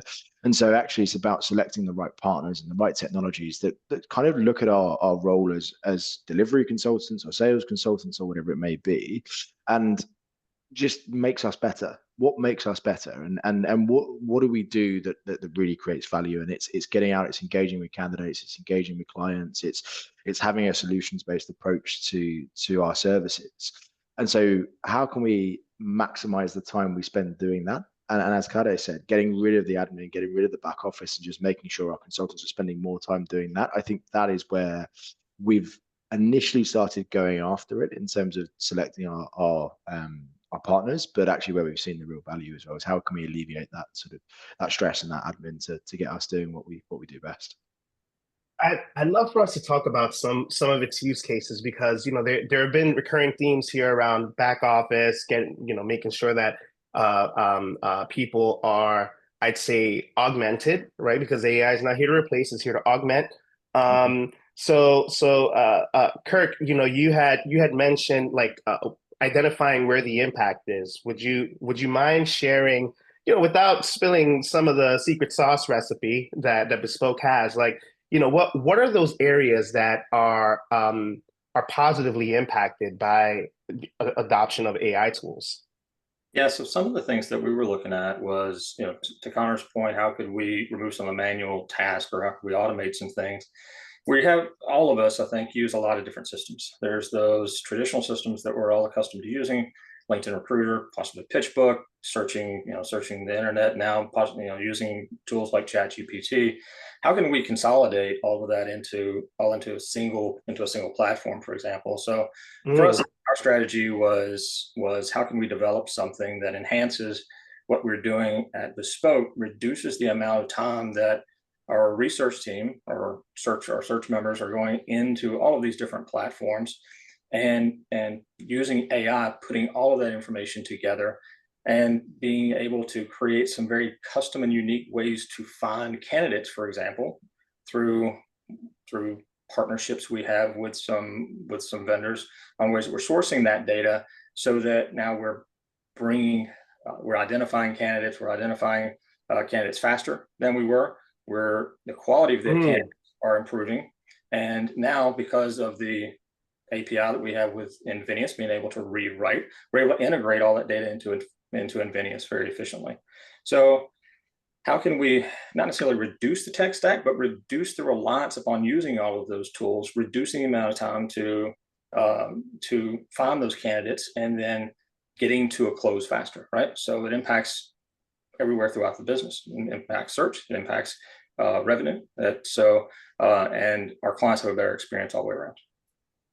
Wow. So you're focusing there a lot on the research activities and sourcing, that talent that generally would take, days to try to hand pick. Y'all are in a really specific tight niche of PE-backed technology businesses. So I appreciate the need to dig deep and get there fast, right? Or at least faster than what it would take by doing it by hand. Connor, y'all have implemented AI for slightly different use cases to that. Maybe you can shed some light on as to what it was that Venari wanted to address when adopting AI. Yeah, so I think for us it was kind of two areas that we found were sort of problematic. I think if we're looking at our sort of delivery team, our team can spend sort of speak to sort of 10 or 15 candidates a day, right? And so actually being able to have every call recorded, or having really good notes around that, and being able to actually take away some really usable insights, the quality goes down the more calls you do, right? Because you get to the end of the day, you get to 6 p.m, you're tired, you're not listening, or you're forgetting things, and ultimately that's just human. And then the other problem also was the access to data, because it's great we have a lot of people who are really great at thinking on their feet and being able to recall some really useful information. But if that's not in a single source of truth that everyone can access, then it's useless. And so we looked at integrating AI around our calls and our call notes, and being able to summarize our call notes in a really concise yet informative way. And that was been really useful. And we went with a partner, an Invenias partner called Ringover, and actually the results we've seen is really good, because not only can our consultants then have these calls all around the world, any team can then dive into them and get access to them and really start pulling out all those insights. And that helps with report generation for our clients. It helps on even little things like remembering personal notes on candidates as well, and being able to recall those in a later conversation, because that's how you build relationships as well. So just having that data more accessible, I think, has been really useful. It's funny you mentioned that. It's 6 o'clock, and of course, folks have lives to live, kids to pick up, whatever happens, beyond and outside of typical office hours. And I can imagine that, prior to a world where you implemented AI to help with recording some of these conversations, everybody has the best intentions, but you just never. It's really difficult to come around to some of the one of my colleagues calls it sadmin of like, just typing in all the data, all the conversational notes from the conversations that were had, no matter how impactful they were. Just don't have enough time, right? No. And go back to my earlier point, I think AI has value when it makes us better at our job. And ultimately, none of us have been hired just to do data entry or just to recall information. We've been hired to go and speak to candidates or consultants or clients and drive value that way. And so taking that burden away, I think, is one, good from a manual perspective, but also AI is smarter than us in terms of sort of data recall and data capture as well. So actually being able to utilize that in terms of picking up everything, because no one's going to come away from a call and be able to recite it sort of word for word verbatim. Whereas AI can do that, pick out all the really pertinent information and get that recorded. And then we can also really sort of start to highlight some key things there as well. I've just seen Joe's message pop up. So the partner is called Ringover. I think it's a French-based company, but it's a telephony system that I would really recommend. We've used quite a few here at Venaria during my time, and this is by far the best one that we've used. Kade, you are probably one of the most AI curious individuals that I've met. You get your hands to test a lot of tools, a lot of technologies. Can you talk me through some of the areas of opportunity that you see at Boyden that help you focus your efforts on what you're testing and what you happen to be deploying across the business? So, Boyden, we're still kind of early in our adoption journey. So we're currently in the process of piloting multiple tools. We started with simple things like Sourcewell, which is a simple tool, but has allowed us to increase our capacity to reach out to more people, increase response rate. We're saving so much time and effort. And that was kind of like the good initial entry to here's what an AI-enabled tool could look like, creating the success story.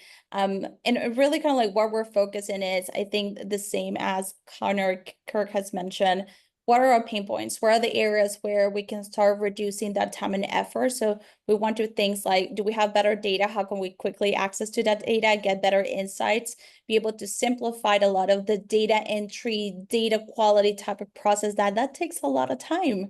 And someone writing the notes, typing the notes, cleaning the notes, then doing the report, then typing an email. It's even exhausting telling all of this. So how can we really identify a tool that allows us to shorten that process without losing the quality, without losing the high touch? Because at the end of the day, I think we're in the people business.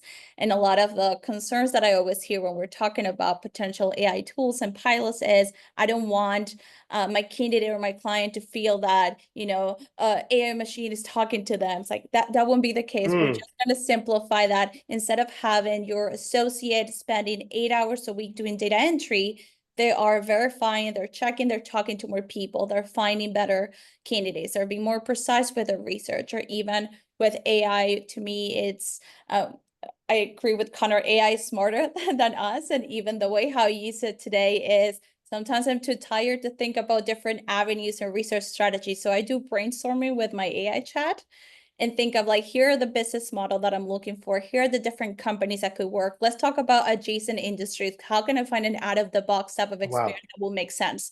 So using AI even as a soundboard to try to come up with different avenues, I see it as a big benefit. But I think where we are at Boyden right now is we're at the process where we're trying to identify what will be the best tools and partners for us.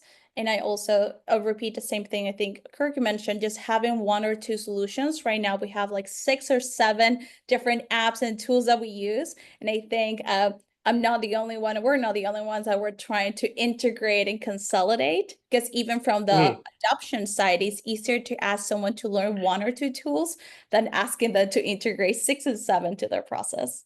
Yeah, that's a really interesting point. Sorry to jump in there, Ashton. No, go ahead. I think that was one of the biggest drivers in our decision making around selecting partners, was the integrations with the pre-existing tech that we use. I think that just made our decision so much easier. Being able to say, okay, we're going to go down this AI tool, but actually integrate seamlessly with Invenias or our Microsoft platform or whatever it is. I think you remove that sort of training burden, and you remove some of the sort of adjustment period as well. So that was huge for us as well, just sort of using that as a decision maker. It's funny that you mention bouncing ideas, Kade, off of Chatty. I think some of us are utilizing to share our deepest, darkest secrets. I'm kind of telling on a friend here, but never myself. But it's a really that's a really interesting use case. And at the same time, as we think about responsible adoption of AI and how much data we generally need to prompt ChatGPT with before it becomes really useful. how do we strike that balance between kind of divulging too much information to ChatGPT and you know and having it be useful contextually for the work that we're delivering every day? That is hard, honestly. So the way how I do it, ChatGPT, I think ChatGPT knows that I work in search, but I think that they always get confused with my role. And I have the same company A and client A. That's all they know. Just work with one company, that's it. You know, I think whether when using like open sources like ChatGPT, you do have to be extremely careful, never share absolutely anything that is confidential. And just the way that I use it, the same way how I will try to do it myself, go into Google PitchBook or and ZoomInfo, whatever thing that you use to try to find a list of the top SaaS companies and then try to find the competitors. That same process I do manually. And what are the questions that I start thinking when I'm like, well, what could be maybe, what other company sells similar type of products or brands, and then start Googling, you do all that process. That's how I do with ChatGPT. I think you can be careful that you don't have to provide any context, but just getting to even just getting ideas, you always have to verify absolutely everything. And anyone else here in this call is using ChatGPT, don't trust absolutely anything. But you can, it's just helpful sometimes. Most of the time, it just helps me as a brainstorming tool where I go like, oh, wait, I didn't think of this. So that you will remember something else that you did in a previous search. So just use it as a brainstorming tool, to me, has been the most helpful case. Kirk, you have a really interesting approach to managing the technology at Bespoke, you know, in terms of really evaluating the technologies in depth before you put it into the into your wider hub and spoke system. Like, talk to us about some of that evaluation criteria that you utilize, especially in the context of AI, before you go into this world of, you know, implementing it to your wider ERP or Invenias and so on and so forth. So whether it's stakeholders, use cases, can you talk to us a bit about that process? Yeah, I mean, from our perspective, we try to keep a focus on what it is we're trying to accomplish, and then funneling in on the vendors that can solve that problem for us. As Connor was mentioning, making sure that there's always integration opportunities, whether it's through an API that we can develop to, or if it has integrations directly to Invenias, for example, and so how that works. But in this, you know, using this as an example of where we're talking about AI, we would look at the company, the organization, is ensuring that not only do they have a background and expertise in executive search for us and in private equity, but also making sure that there is a very deep knowledge of artificial intelligence, machine learning, beyond just introducing like a startup, as Kari had mentioned, that we all hear from, you know, on a routine basis. A good example of this is we've had a long relationship with an organization called Hello Sky. Hello Sky has, if you look at the background of Hello Sky, this is a company who is structured based upon individuals with a long history of artificial intelligence, machine learning. They get it. So for us, I want to make sure that not only can they provide to us what I'm looking for today, but can they scale with us and help us deliver and develop and even partner with us on products and projects moving forward. So, and as we're doing that, making sure that we are very transparent with the organization, what part of the organization we're working with, whether it's our, you know, recruiters, research, whoever, whether it's, you know, BD, for example, and making sure that we're delivering what they are, you know, what they're looking for. So we're doing this in iterative steps. We're making sure that there's transparency along the way, that we're getting feedback along the way, and ensuring that the partnerships that we have really can meet the need today. And also we start thinking ahead to, you know, what does this look like 2 and 3 years down the road? Connor, you had alluded to before about choosing the right partner. And I can imagine switching telephony services is no small feat for any business, right? Especially because, you know, that's how you do a lot of search. You actually pick up the phone and, you know, you make phone calls. How do you start to pilot something like that? You know, just, is it like managing multiple telecom systems for a time being? Like, Like help us go through that process, please. Yeah, I think for us, and this is again sort of going back to Kirk's point, is it's really key that we can see the goods before we sort of go through that. And so we would never sort of take that jump without having trial periods or sort of yeah, a chance to actually use the tech. That's kind of almost just has to happen.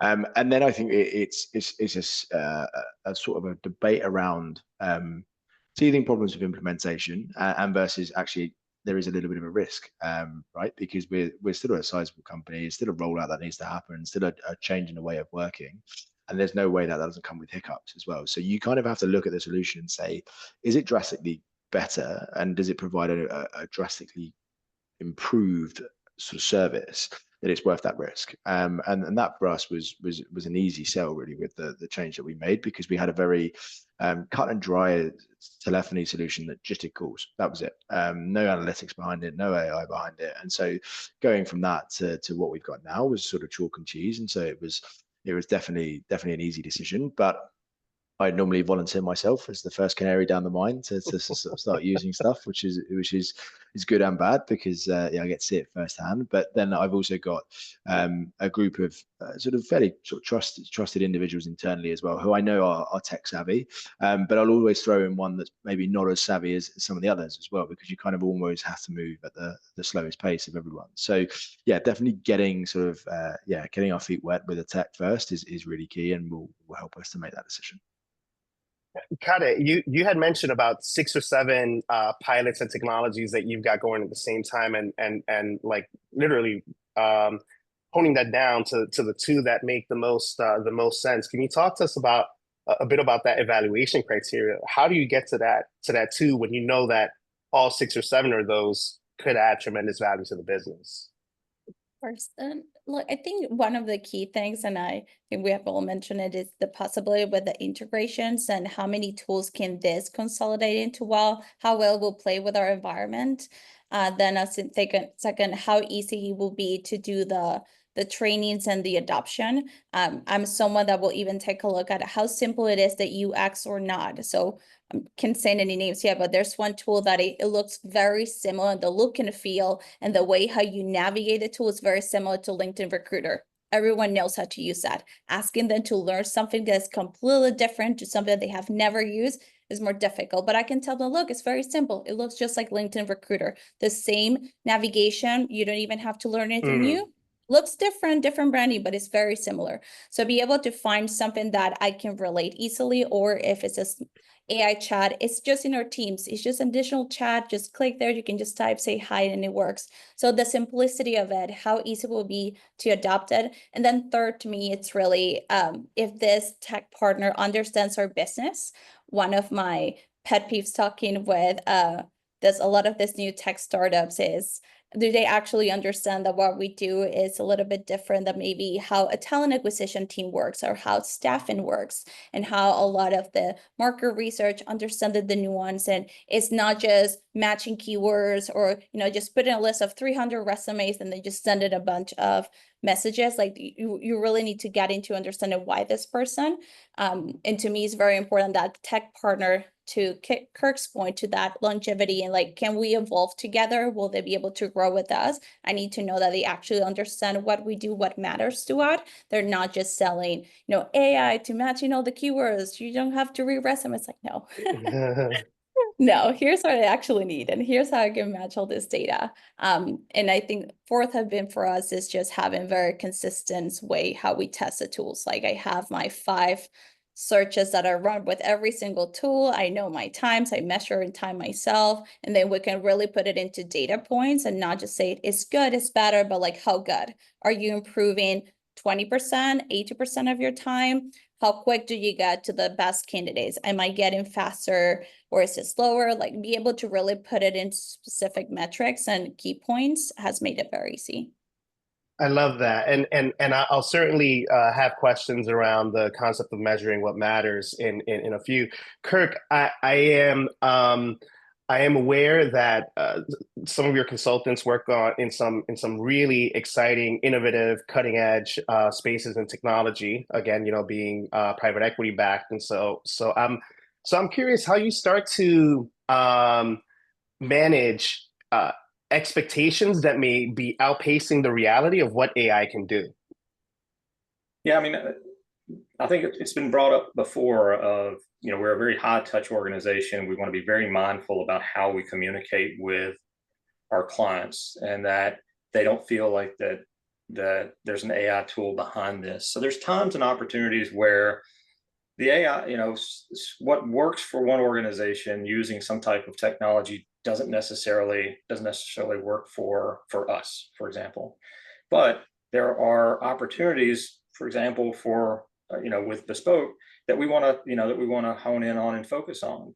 So how can we make sure to support the different areas of our organization that we're able to get, the big focus for us is on, just enhancing the candidate sourcing. And when I say enhanced candidate sourcing, that means a whole lot of things. That means, how can we enrich that data? How are we ingesting that data? How are we monitoring on almost a 24-hour basis job changes, and then presenting that in front of the people in the organization that needs to make decisions? They have to trust that. And being able to trust that means that we have to have champions internally who are analyzing the work that we're doing, or analyzing the tools that we're bringing in. And then if they're supporting that, then to, helping that roll out throughout the organization. That just comes back to the iterative kind of rollouts of how we do this. It is, as many people have said, AI is changing a lot, right? So whatever yesterday's Marvel is tomorrow's standard program. So it is looking at what is meaningful for us at Bespoke or at the different organizations, and figuring out where it makes sense. And a lot of times it won't. A lot of times that what someone else is doing may not make sense for how we're interacting with our clients, with our candidates. But in some cases, that's where it does make sense. We want to make sure that we're partnering very, very closely with our internal clients. Connor, you mentioned, you yourself being a test bed to a lot of the technologies before they get, implemented far and wide across the business. As you bring people into that discovery process, into that a pilot process, like, how, and even start to roll it out, like how do you manage and your business manage, the expectations of what AI can do versus the reality of what it can do? Because again, where I find that sometimes some people's idea of AI is like very like pie in the sky, and it can do everything, and we're not there just yet. So so maybe you can just help us with some of that messaging and some of the nuances of, like, handling those conversations. Yeah, I think the biggest takeaway for us is it still has to be kind of market driven, right? In the sense that we want the people who are on the coalface, the consultants, being the ones who are coming to us with the problems and saying, actually, can we look at a solution that does this? Because I think having that sort of feedback loop is really important, because that's when you get sort of solutions that are really valuable. But I think actually, yeah, curtailing them a little bit and saying, look, what you can run is always interesting. But again, going back to our earlier point around sort of working with a partner that can scale, I think actually you want to make those conversations and saying, okay, we're thinking about this. Is there something that you've got in your pipeline that is a solution to do that? So I think it's not necessarily about trying to put a lid on it and keep them quiet. It's actually creating an open forum where our teams can say, have we looked at this? Have we thought about this? Because if it's left to one decision maker, I think you'll get a very sort of uniform and relatively sort of boring, just sort of selection of ideas. Actually creating a bit of an open forum is the way to do it, because then you're sort of seeing the business from different angles. You're looking at different market segments, you're looking at different geographies. And so, yeah, I don't think we'd ever want to sort of like reel them in a little bit. It's more about saying, yeah, look, come to us with those ideas and let's work with partners who potentially can create them. And then that way we can hopefully sort of meet in the middle somewhere and sort of form solutions that fit that. So I think the way of saying it is, yeah, we don't necessarily say let's slow down. It's more about let's have patience and let's just see what we can get. I love that. And Kade, I imagine that's the very that's the approach that you embrace as well, right? You know, in terms of allowing people to share their thoughts, no matter how big the ideas may be, you know, you're welcoming to it because it just continues to help drive innovation across the business, right? Yeah, absolutely. And I think it's also, I think that's for what I call kind of demystifying the AI and simplify it and say like, you know, this is what's possible. And even I've heard a couple of times, maybe some offices are catching up to some of the tools that we have, like Sourcewell. It will be amazing if we had a tool that will do all of this. Well, we actually do.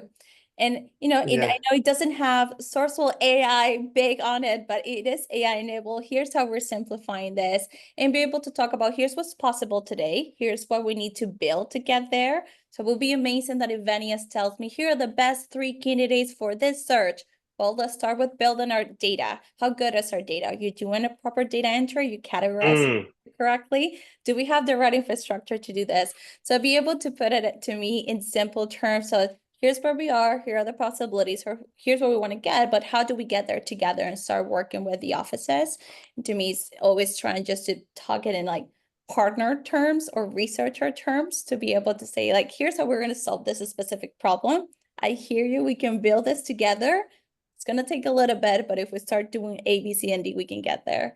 So I love the same as Connor said, it's really about just listening to what are their pain points, what will be tell me what is your wish list, and we can see what's possible today and who will be the best partner to get us there. Yeah, I think maybe one of the caveats to have on that as well is just reminding the team that the AI is only as good as what you put into it. And so actually you're never going to get a solution that's going to replace you entirely, which is good, but you're also not going to get a solution that means you can put your feet up and not do some work at least as well. So actually just reminding them that there is still an element of that sort of heavy lifting side of things, but that's the sort of kickstart. And you have a solution, it's going to make that data you put into it or whatever you put into it better. And just remembering that that's the kind of framework you're working within. Yeah. I am, and I know we just have a few minutes left here. Like I can speak all day with y'all. So I'd love to talk about measuring the success of this because, of course, you know, you go through the evaluation process, you start to roll this out, but like, how do you know that this has made an impact? Like, how are you measuring that success? Kind of, you were alluding to, time measurements. You know, Kirk, you're talking about consolidation of tools. You know, Connor, you have your own 6 p.m. measurement. I'd love to hone in on that a bit and see if there are some practical things that the listeners can just adopt and implement in their business and say, all right, maybe I can follow this kind of model. So if you wouldn't mind sharing, putting y'all on the spot, I know would love to get your insights. Yeah, I suppose I've got a fairly blunt response to that actually, and there's a whole host of sort of things that we can measure, but ultimately, is it going to increase our revenue? I think that's the sort of ultimate way to measure it. Is it going to make us as a business be more profitable and more revenue generating? I think is the best way to do it. And obviously, we can work backwards from there in terms of saying, okay, but to do that, we have to be better at our job and provide more insights and better candidate experience. Which is true, but you add all those things up, and ultimately it's the revenue side of things that is the key decision maker. And if I have to go to the management team and the broader sort of C-level and say to them, look, I want to start utilizing this new AI tech, but it's going to cost X amount a year, that is ultimately the question that's going to be asked is, okay, but is it going to make us more money? And it's crass and it's a little bit harsh, but sometimes that is ultimately what the underlying decision is. Yeah, I think I agree on that. And that's why to me, I think when I'm looking at the metrics and when I think of time quality, and I'll use the Sourcewell as an example for us, it was a good success is because we were able to demonstrate that we were literally saving hours. We were adding hours to our week. We were getting to candidates faster. We're not doing data entry anymore, but we're able to connect with candidates in less amount of days. We were able to automate the outreach, and we were closest at the end, the search faster. So it's not just looking at the specific metrics for the tool, but what is kind of the consequences of what happens after you integrate that process. So we were starting to look at it a longer period of time. We were just reducing the amount of time that takes to close a search. We were reducing the amount of time that takes to connect to the right candidate. So it's not just we were saving, X amount of hours per week in data entry, that's great, but what is the overall impact as well? How that connects to the rest? So now the way even I'll speak for myself and my team, we have improved our metrics and how quickly we can get to the placement at the end, because we now have more time to actually be more precise with our research, because we're not doing data entry, we're not typing the emails. I can go on vacation, and when I'm back, everything is scheduled for me. I don't even have to think of planning too much. I just let all my campaigns rolling. Invenias has the status updated already. I have all my Calendly, through Calendly, everything is booked, and I just come back and show up. So be able to demonstrate how that impact the long term and connects to everything, to me, has been very important and helpful when I'm talking to partners to ask for money. This is how much it's going to cost this tool, but here's how we can just look at the different aspects and dimensions. That is not just, we're simplifying the one thing, which is key, but to Connor's point, what's going to be the return at the end? Like, are you able to close more searches? Can I make more money? Can the same team manage more searches? So means I'm making more money at the end of the year. I think that's how you really get the approval at the end. Kirk, that's reminiscent of a phrase that you have, which was consolidating tools and all that, but don't feel, and I put this in quotes here, so I'm gonna have to steal it. Y'all have a bunch of quotes here that I'm gonna steal. Which was, it shouldn't feel like AI is behind this. Is behind the search operation, because it's a very human business. But not to veer us off course, would love to get a sense from you as to like how you measure the success of any tool that you're implementing across the org, to measure its adoption. Yeah, I mean, it's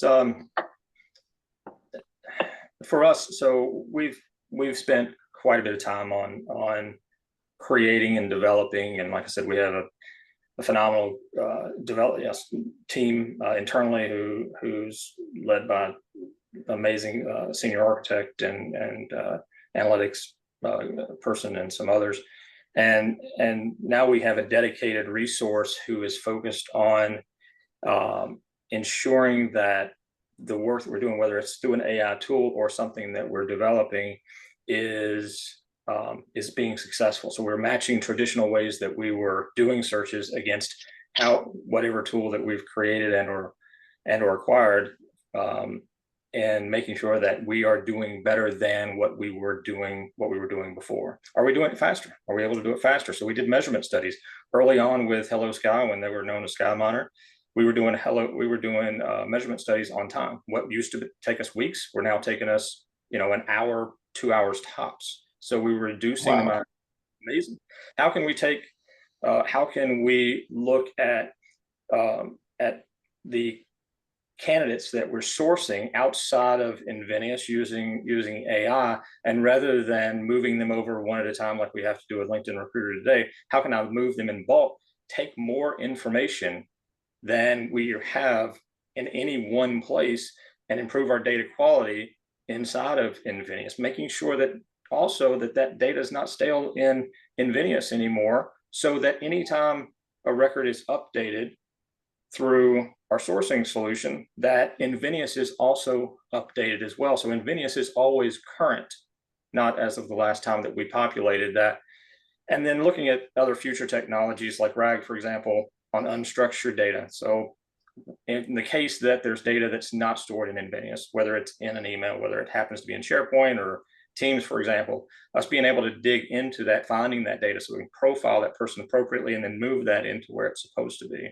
So all of those things we're taking into account, plus much more, and measuring to see how are we being more efficient, more effective today, and looking ahead tomorrow and starting a roadmap so that we can give time back to those folks who are doing those manual tasks and be smarter about the jobs that they do during the day.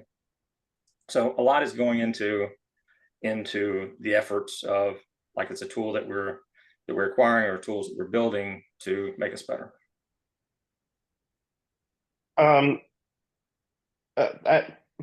Final question, because we're approaching time here. Kade, you've seen the evolution of technology in executive search. You've been in the game for a number of years, and again, you're touching a lot of different tools, you're testing them. What becomes, I'd say, a standard in the next 3 years? Can we get Kata's hot take here? Like in terms of AI, like what's the standard for a search firm? Oh, that's a great question. I would say, I think enriching our data, as Kirk said exactly, there's not going to be any need to be doing data entry, creating one profile at a time, using the parsing tool to be able to have more of a flow of the information and keep our databases updated. So better data, updated. I will say also everything around candidate sourcing. I'm hoping that we can get better. It doesn't mean that AI will just find all the candidates for me, just going to help me to get to the best candidates faster and be able to add the nuance of our executive search process. Like if we're looking for CEOs with a specific type of mix of company experience and characteristics, I can just get to them faster because it's easier to sift through the data to be able to filter and get there. And then the next one I will say it's just simplifying the way how we are cleaning our data, adding the notes, and really leveraging all the information that we get from a candidate phone call, that we get from resumes, that we get through all the conversations that tend to sit either in an email, in a SharePoint, or some notes in Invenias, but really be able to do more with that without having one person to read absolutely everything. So use AI to get to the better insights faster. Connor, table stakes, 3 years. Yeah, yeah. I think it's kind of having a dynamic CRM. I think at the moment, well, maybe not now, but 2 years ago, 3 years ago, CRMs would sit stagnant with all that data that is just as you've inputted it. And so to Kade's point, having something that is sort of automatically updating in the background, I think is really key. And then I think having the input managed remotely as well, so that having AI to manage that input as well, because I think you're only as good as your database ultimately. And so yeah, being able to make sure that is up to date, up to speed, I think AI has a real value add there. And so utilizing as many sort of top of the funnel solutions that can push all that data in, and then solutions that are already embedded that keep it up to date as well. Kirk, I we'll don't know close if with you. I don't know if I say it any better than Sergeant said. I mean, it really is coming down to how can we improve on being more efficient? How can we improve on being more effective? And coming back to Connor's point he made earlier, this is all about bottom line. Where are we improving our revenue? How are we growing the business through these technologies? So that is, I think that's everyone's focus here. Awesome. Kate, Connor, Kirk, thank you so much for chiming in on what your search firms happen to be doing and how you are handling AI, adopting it responsibly. I'm sure that you all out there are fiddling with the same ideas, if not, just getting started. So if you have any questions, I'm sure that the folks here wouldn't mind you reaching out on LinkedIn. I don't mind you reaching out on LinkedIn to me. Let's keep the conversation going. I'm looking forward to what the future has in store with Invenias roadmap, with what some of our partners happen to be doing, and what y'all in executive search, how you're leveraging AI to really make an impact across the industry within your specific businesses as well. So again, Kirk, Connor, Kate, thank you. And to all the attendees, thank you so much for joining us. This session will be shared in the next couple of days. And if you have any questions, let me know, let your account manager know, and we're happy to continue the engagement. But thank you for coming out to our 4th annual Executive Search Summit. That wraps us up. Thank you, everyone. Have a great rest of your day.